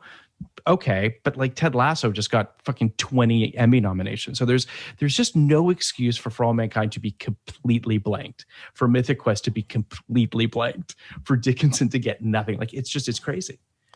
I mean, Dickinson surprises me the least, if just because as somebody who watched, I haven't finished it, but as somebody who watched some of Dickinson and enjoyed it, it is still a thing that I look at and go, this is a weird sell. Like, I can understand how somebody can look at this and not get what it's doing. You mean like Pen 15? Yeah, again, that's why I said Pen 15 getting nominated was a fucking shock. But that's kind of my point, right? Like Pen 15 is on a network that even got less nomination. I mean, like Hulu didn't do great this year. No, but you know, I'm only saying that as in, like, I'm fully with you on, like, For All Mankind seems like a slam dunk. Absolutely. I'm surprised that didn't get nominated. That's, I had a little bit of a back and forth with a reporter this morning on Twitter, where she said, because I kind of said, like, where's the love, Apple, for the 3 other shows that are worthy of awards? Why did you go all in on Ted Lasso? And she replied back to me and said, listen, they did FYC panels, they did all these things. Listen, I don't know. Maybe she's totally right, but I don't see a world where Apple doesn't have a board and says, give like 99% of our fucking money to Ted Lasso. This thing is burning up the world. Everyone loves this thing. And then if you can give 10%, some dribs and drabs to the other 3, that's cool. And that's a bummer, because I think they had a real chance. Now, they also could be thinking long term. They could be thinking, listen, Ted Lasso sweeps or does real well at the Emmys next year. We'll see some of our subscribership upticks. Then season 3 of For All Mankind, season 3 of Dickinson, we're going to, really push them in the marketing, really try to get people to watch those shows, and then maybe they get some Emmy nominations in season 3. I mean, it's possible.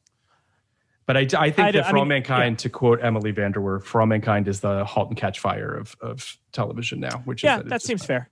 Just kind of, I do kind of wonder also how this Emmys is going to go in terms of, and I don't mean that in any way other than, like, look, we're big movie fans, and there is this weird feeling, even though I liked almost all of the Best Picture nominees this year, and I'm pretty happy with who won, there is still this feeling where occasionally you go, when are the Oscars happening? You know what I mean? Like, not just because of the ceremony, but just there was this feeling, especially the pandemic, where there is, you almost feel like there's an asterisk there in some weird way. You and Kenny and the way the feel ceremony this way. went didn't help. I don't necessarily feel this way, but you and Kenny agree, I guess. I mean, again, I think it's one of those things where I will wonder forever, would it have been different if the ceremony had ended with somebody going, "Holy cow, the first Asian American woman won Best Picture. This is great. This is amazing. This is historic." And maybe you remember it that way instead of, Anthony Hopkins. All right. Everybody go home now. Okay. And like that. I mean, here's the thing. Yeah. You did get that. You just got it the previous year. Right? Like Parasite was a huge year. Of course. It was a huge thing. Yeah. I don't think that anyone's ever going to say, "Oh, that was the pandemic Oscars." But I also don't think that people are going to say, "So they don't really count." No, I'm not saying they don't, but I do think, I mean, look, there are people saying that in terms of like the same thing with the Emmys. You do sit back and there were people saying, "Hey, there weren't as many shows this year. This was a weird year in XYZ," which I think does a disservice to the nominees. Do you really think that anyone is sitting out there thinking to themselves that Schitt's Creek and Succession did not win Best Comedy and Best Drama last year? Just because I'm sorry. Got it because a guy in a hazmat suit gave them an Emmy rather than being at the actual. No. I'm sorry. I'm not. No, but I also think that I think that the Emmys handled it in such a way. I'm talking about like the actual when the stuff came out, but I'm saying like I think the Emmys handled it fairly well in that they still treated it as an event with pomp and circumstance and grandeur. Okay. And I think that the choices made with the Oscars, with the idea of like, we're actually going to shrink this down. We're going to do it in a train station. We're going to make this just about the nominees. We're going to take out all that pomp and circumstance. We're going to strip this down, was a weird choice because I think that it then makes what the year was and the fact that most of these movies were released on streaming and the fact that you couldn't go to the movie theaters and all that more apparent in a way that I think did a disservice to the nominees themselves and made it all feel a little more. What's the alternative? I'm unclear as to what the alternative was. Pretending like the year didn't happen, or waiting until everything gets back to normal and then jamming 2 years worth of. No, I think I hear you. I'm just sort of like, I think that Soderbergh and the people that were involved did the best they could to create somewhat of an interesting circumstance. And I just think that in terms of the way that the show itself was structured, first off, obviously the presenting Best Actor last was a choice that, is debatable. But I think that even in cases of like, this was one of those years where even the people, I think this is one of those years where even the people who normally complain about bits and banter and montages would have been like, yeah, you know what? Tell me about the magic of the movies. Like, okay. I mean, in another year, maybe we would have gone, hey, Glenn Close dancing is a weird thing. Just tell me who won. But instead, everybody went, oh, cool. There's some levity. There's some joy and some life instead of like a weirdly kind of quiet and somber thing. And I think that with, when we're talking about the Emmys, like there are people talking about, oh, what a weird year it was because some, like you're saying, the bigger shows were at and all. I just want this to be. I want, when they're doing the Emmys to make an effort and think about the fact that let's try and quell any narrative somebody could say of, oh, this only got nominated because of COVID, or this only got nominated because of this, or this only got that. Like, I don't think that. I mean, I don't know. I don't have that much of an issue with that stuff. I would also say too that I welcome a break from the norm. I mean, these award shows from a ratings perspective have just been in a fucking terminal velocity for the better part of a decade now, which is that, people don't fucking watch them. They watch the clips the next day, if that. They check Twitter to see who won and who to be upset about and who not to be upset about, or whatever the case might be. Award shows, by and large, are a dying system. It's a dying breed, right? Like, I think we can all generally agree that this awards circuit that we've come to know and some of us love is going to change, and it has to change. The way that streaming is becoming a part of this whole universe is a big part of it too. And I know that they're pushing back and there's going to be changes, but as far as I'm concerned, like, I didn't have a problem with the Oscars last year. I know that everyone was jumping up and down about it and complaining about this, that, and whatever choices that were made. And I didn't know what was going to happen. I found myself watching it attentively, thinking, I haven't seen this before, never seen an Oscars like this before. And I appreciated that about it. And when it comes to the Emmys this year, they're going to be in September, I believe, is when they are, or something to that effect. I'm sure that it'll be a packed house by September and wherever the hell it is. And everyone will do what it seems this country is hell bent on doing, which is pretending like the last year and a half didn't happen. And I guess that's their prerogative, but I don't take the issues that I don't know. I mean, I don't know if I'm that. I mean, again, I also don't know how things are out there on, I'm on the East Coast, I don't know how things are out in Los Angeles with how we're. I mean, I went to see Black Widow at Grauman's in a sold-out theater wearing a mask. I imagine that, they might not pack the Kodak Theater or whatever theater they decide to do it in, but I imagine it'll be in a theater. I imagine there'll be a red carpet. I imagine it'll be pretty close to what Emmys like we've had in the past. I'm sure there'll be a host and all that sort of stuff, and we'll see. But this is all just a long-winded way of saying that I totally hear you, and I hope that no one looks down their nose at this year of Emmy nominees because of the off-cycleness of it. There's so much television, and I don't think that anyone is concerned that there's a lack of stuff to choose from. If anything, there was too much and they didn't choose enough. It's kind of the way that I see it. Yeah, I mean, and I don't disagree. I just, I mean, part of it too is, I don't know. I do think that it's different with the Emmys than any other awards because you have an easier time convincing, and not that you always will, but you will have an easier time convincing somebody, to go, hey, you know what? I don't know. Have you watched this animated short yet? You should. It takes 5 minutes. Or even like, hey, take 2 hours, watch this Nomadland thing that everybody's talking about. Maybe it'll work for you.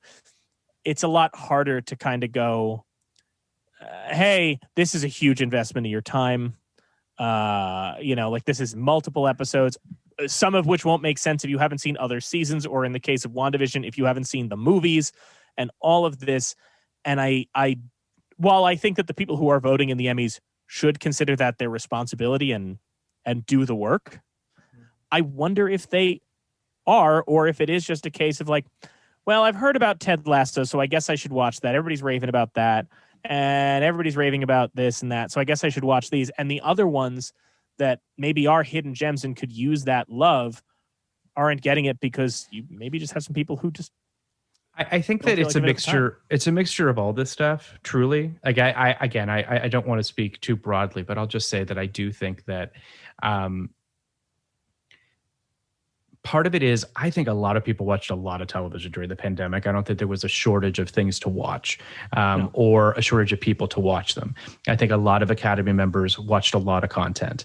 I think the bigger issue has to do with that unfortunately the expansion of the categories made these Academy members feel like, oh, great, now I can vote so many more people into the shows that I really loved, rather than, to your point and mine as well, is see that as an opportunity to be able to spread the love to a bunch of different things. Like, I don't think that the Academy members just watched Ted Lasso and The Crown. Like, I don't think that's what actually happened. I think a lot of them watched a lot of different stuff. And I think that, that's how you get Pen 15 and Hacks, and how you get all these shows on there. I think the spectrum, they didn't cover it as well as we would have liked. I obviously mentioned a bunch of Apple shows. I'm sure you have a bunch of other shows on other networks that you wish got more love. I wish that, did normal people, was that not part of this cycle? I don't know. Yeah, I don't know. It's all just kind of confusing to me as to what meets the things and what doesn't. But yeah, there were just, actually, you know what? Forgive me. It was the last cycle because I remember he got nominated and she didn't. But all this is just a way of saying that I feel like I think where you and I agree, and we're essentially saying the same thing, is that there should be more of a concerted effort from the Academy to try to get people to see as many different things as possible, rather than kind of putting all of their eggs in one basket. That's kind of is when you look at this. Pen 15 is exciting, even though it's not like my bag. Yeah, it's exciting because the other things that get nominated, like, again, The Boys or Bridgerton, sure, or any of these, you look at and go, and even Hacks to some degree, you go, oh yeah, this was zeitgeisty. Like, people were talking about this. Mm-hmm. So you almost, in your head, can imagine that somebody Not that they were, but a lot of those you can look at and say, somebody may have filled out this ballot without even watching these things. It's distinctly possible and has happened in the past with Emmys, as we know. For sure. They've nominated people who were barely in the movies or in the shows. But and in the movies. When something like Pen 15 breaks through, it's exciting. I do not know what vendetta the Emmys have against the It's Always Sunny crew. Not only can Rob McElhenney go fuck himself, but Caitlin Olsen on Hacked can also go fuck themselves. I don't know what they have against them, but I'll say this, and I certainly don't have any inside knowledge of any of this, but I do think that Mythic Quest perhaps had an even steeper hill to climb in terms of its subject matter. I think that if your Academy members are on the older side of things, do they want to watch something about video games? They're going to be like, I don't now. And unfortunately, that's not any different than people thinking that Friday Night Lights was all about football. It's an unfortunate reality. I would also say too, For All Mankind is the type of thing that I think it's so catered to Academy members too, is the crazy part of it. It's all about a revisionist history of boomer history, and it's just it makes you go but don't you understand the show is made for you people? That one's surprising. I guess there is just this thing where, and it's also sometimes you see names show up every year on these things where you're where you kind of go, at this point you just see Dave Chappelle as an option and you put him down. At this point, you just see Alec Baldwin as an option and you put him down. At this point, if a movie star shows up in a cameo on SNL, you put him down. There's certain things where you do kind of wonder. Yeah. And again, you hear so many stories about people who are in the Motion Picture Academy who would basically hand the ballot to their cleaner and go, I don't know, put what you want, or this is a friend of mine. No, I agree. It's definitely they need to do a better job of.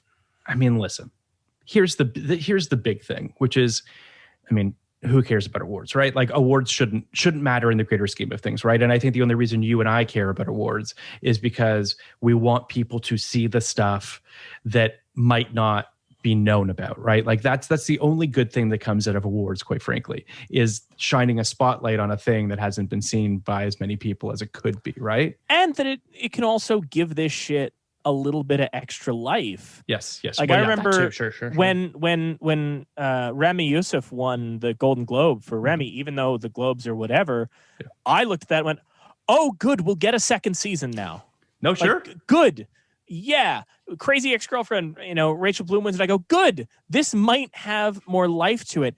And so, same with Arrested Development. Arrested Development, 30 Rock's one. Yeah. And when you talk about Pen 15, again, I'm not a fan, but it's the thing that, and how much of this is real? Obviously, I'm not pretending to know the industry, but at least as a fan, you sit down and when you see that it gets nominated, a part of you wants to go, they'll have a hard time canceling it now. Then again, Lovecraft Country's canceled. So who the fuck knows how any of this works? But there is that element of that's if I do wonder, as good as it did on numbers, I do look at something like Stranger Things and go, I do think those nominations helped. I do think those nominations are why that thing is trucking as hard as it is. Wow, that thing is, that's just the biggest, it's still the biggest thing on Netflix in a crazy way. Oh, for sure. So. I'm not, but I'm just saying it is a thing of once it got the additional, now it's got the prestige factor too, you almost feel like it becomes bulletproof. I don't disagree with you. It does, listen, I don't think that For All Mankind is in any way at risk. I think that Apple knows that it's beloved by the people that are watching it, and I'm sure that they're going to hopefully give a full-throated marketing campaign for its third season. I don't know what's going on with Mythic Quest. I don't know if it's done or if it's coming back. I hope it's coming back, but there's an element of finality to the end of the second season that could be the end. I don't know. But I'll just say that big picture wise, days like this are bittersweet. You wake up, you watch the nominations, you hope that some of your favorites get some nominations. There was never any question that Ted Lasso was going to get a bunch. This was just, there's an element of formality to some of it. The Crown and Ted Lasso were always kind of known as being, they're the two big ones. I was thrilled to see Hacks get a bunch of nominations. I was thrilled to see Pen 15 get some nominations. There were some odd Amazon stuff that, not seeing a lot more love for the Underground Railroad was surprising. Yeah. Well, that was something that I think Twitter kind of failed that show. Yes. That's one of those ones that, like, even, my dear friend and co-host Tom, turns around and he goes, I don't get it. It's, they're just, it's another show about slavery. I don't understand. I went, no, there's a fucking train. Like, they have done a dog shit job explaining to people. Yeah. The supernatural component of the show is completely not even talked about. I love Colson Whitehead. He might be my favorite living author. He, and I remember reading Underground Railroad and going, this is wild. There's a fucking train. But really, it's one of these things where it's truly, to bring it back to our topic at hand, I do kind of feel like it would be as though they marketed Futurama by going, Fry is a delivery boy in 1999. He has to deliver pizzas places. It's how are you not leading with the idea of, like, don't get me started on Amazon's marketing. I really believe that it is, they have hurt themselves so many times over with the marketing of so many of their shows. They spend so much money. Like, the irony is that to watch some of the most beautifully produced television, you got to watch it on one of the shittiest interfaces you can possibly watch something on. And these shows will barely get billboards. And if they do, they'll look like crap. It's a real bummer. And I don't understand. In fairness, the same could be said for my love-hate relationship with HBO Max. I don't have the same problem that people have with that. With their. Do you have a Roku? No. There you go. If you have HBO Max on a Roku, you will most times not see what you're trying to watch, because you will hit a button and it'll go, and I'm trying to go like HACK, and it'll go, do you want to watch New Moon? Fucking no, I don't. Why is it playing now? And then you go, rewind, and it goes, did you want to skip ahead? Did you want to go back to your Roku's main menu? And I'm like, yeah, I guess I do now.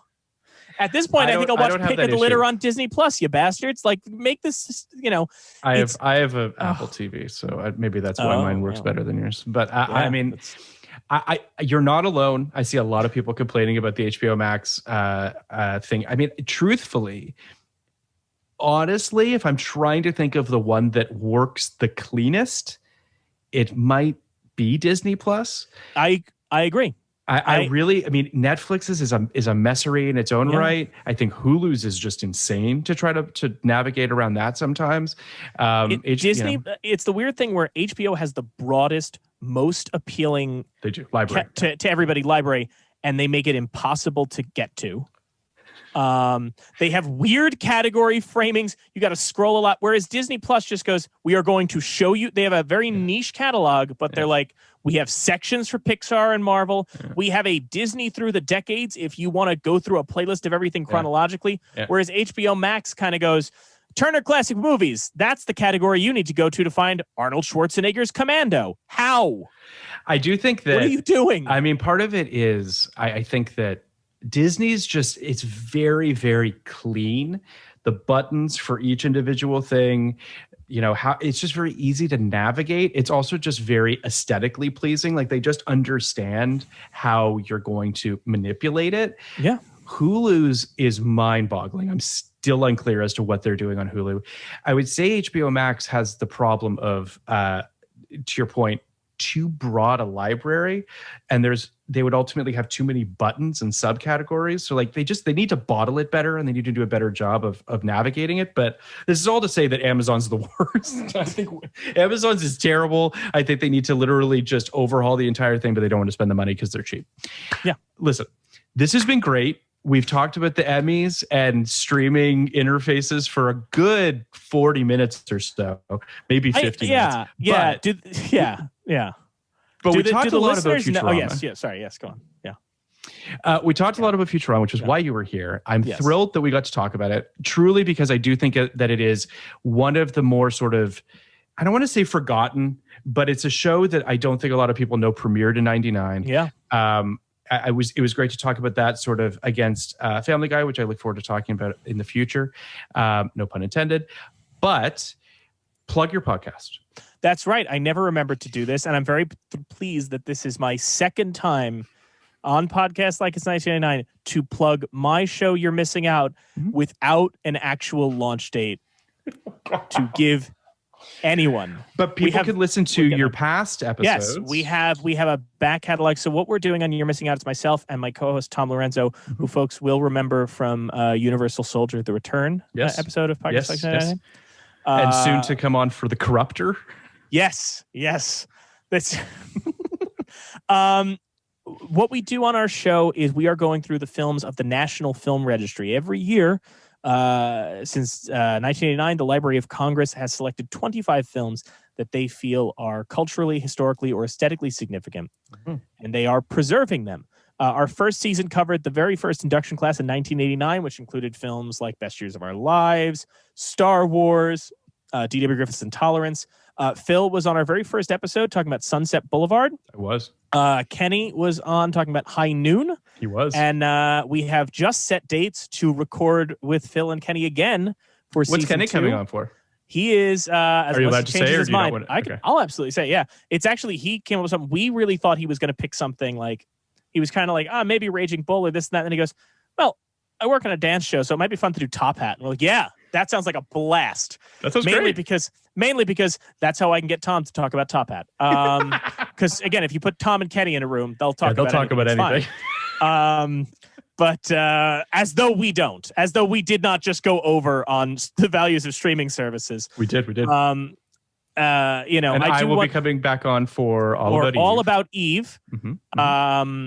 Or I only come on for movies about Hollywood. You only come on for movies nominated from one Oscar year. They were up against each other. The funnier thing is, if you listen to that first episode, I allude to like, well, Sunset Boulevard got beaten out. You went, All About Eve, baby. And then I emailed you and said, Phil, here's the list of movies. What do you want? And the email response I got back was verbatim, All About Eve, comma, baby, exclamation point. So, I mean, that's what listen, I'm excited to come back on and talk about anything with you guys. But those two movies are fascinating yin and yangs to each other, which I think will be a lot of fun. So, folks, check out You're Missing Out. Like I said, we have bonus episodes. We did a live reaction to the induction class for the new year that people really seem to like. It's always weird when you see the things that people respond to the most when you're doing this. Yeah. And it's also weird, as Phil says, when the show starts to get in the territory where people you don't know are responding to you, and you're like, oh, fuck, I have a responsibility now. I have to keep doing this. You can't. But listen, and then if you respond back to them, you get stuck with people like me, and now then you just can't shake them. That's the thing. And plus now, I've done a regular 99 movie. You have. I've done a Patreon. You have. I have done a TV episode, which made me think I thought I had completed the Triple Crown of podcasts. But now, you've started doing a lot of, some album episodes, and you've started doing some magazine covers. So if there's new territory, I got to try and cover my bases. It's true. We're doing Premiere Magazine. I'm doing that, another episode on that, or another episode with Tori and Emma about that. I mean, if there's an album you really want to talk about from 99, you let me know. Really? Can we get this confirmed on the air that I can come on to do Jimmy Buffett's Beach House on the Moon from 1999? Can we get this confirmed on the record right now? 1999, Jimmy Buffett released Beach House on the Moon. All right. Yeah, sure. If you wanted it's yours. Yeah, we can. Sure. I could not tell you a song from it. I'm not even sure I know a Jimmy Buffett song. Math Sucks is one of the main songs on it. Math Sucks? Spelled S-U-K-S. Yeah. Math Sucks. Sure. Yeah. Great. Look, you've already agreed to it. It's happening. I've have it on the record. They do have it on the record. I will say, however, might be a short episode. Might only be like one of those 20-minute episodes that we do from time to time. I would love to be that. I would love to just. I've told you a million times. I want to be here for when you've run out of steam. And you're just like, fuck. I guess we have to talk about Shasta McNasty now. We're never talking about Shasta McNasty. Here's unless the fans demand it, tweet at Phil Isco of # Shasta McNasty Saturdays. Let's get it going. You can try that all you'd like, guys. I think the unfortunate reality is that I don't think you've realized that there is a ceiling, and at a certain point, we are going to move out of 99. Like there is a future, and it is without 99 in our lives. Here's the thing: I know there's a ceiling, and that's why I'm trying to get mine in You know, I'm trying wire? to get it all in. Yeah. Look, that initial email was me just going, here's some shit you'll probably never do, but think about it. Hold on, I got to pull up this email because I think our listeners deserve to know what nonsense I can tell you. Asking. I tried to convince you that what we should do is you and I should wake up on a Saturday morning. Where was it? We should wake up on a Saturday morning with cereal and PJs and watch a full 2 to 4 hour block of Saturday morning cartoons. Where is this email from you? Because I do feel like where episode ideas. Here we go. Okay, you said Futurama was one of them. TV Guide that you said you had. Saturday morning cartoons, not whole seasons or anything, but we pick a network. I refer to the TV Guide to figure out exactly what episode of each show at a programming block. So there's that. Godzilla, the animated series, Batman Beyond, or Jackie Chan Adventures. That shows. Sure. Then he also said, "Oh my God, we should." I happen to have it a DVD, a collection called "The Road to the Awards," which is about 4 of the Oscar-nominated live-action shorts. 3 of them. So there was that you also suggested. Yeah, I said we should do all the Oscar shorts. Yeah, from that. Yeah. I mean, you had a bunch of. Oh yeah. So thankfully, I think I went with the idea that makes the most sense. I did not even pitch you on how I think personally. You know, you did 99 and the Patreon is 89. Yep. And then you did one off on 2009. I think you should do a podcast like it's 1899, and I think it should be a bunch of George Méliès films. I think that's what should be on the docket. It's not. It's not going to happen. No. All right. You know, listen. Unless the fans demand it. Hashtag. Bring it, guys. I'll just say no. It's not like they have I don't know what to tell you. You know what's funny, though? My hope is that they do it and that you just have a long text conversation where Kenny's just going, but the fans want it, Phil. I don't know. I love that you think those are conversations that Kenny and I have. That Kenny's like, the fans demand it. And I'm like, you're right, Kenny. We got to do. But listen, thank you so much for being here. Thank you so much for doing this. And everyone should check out your podcast. You're missing out. And hopefully there'll be a new season launching sometime soon. Yeah, we're hoping. We're working on it. Podcast like it. You want a podcast like it?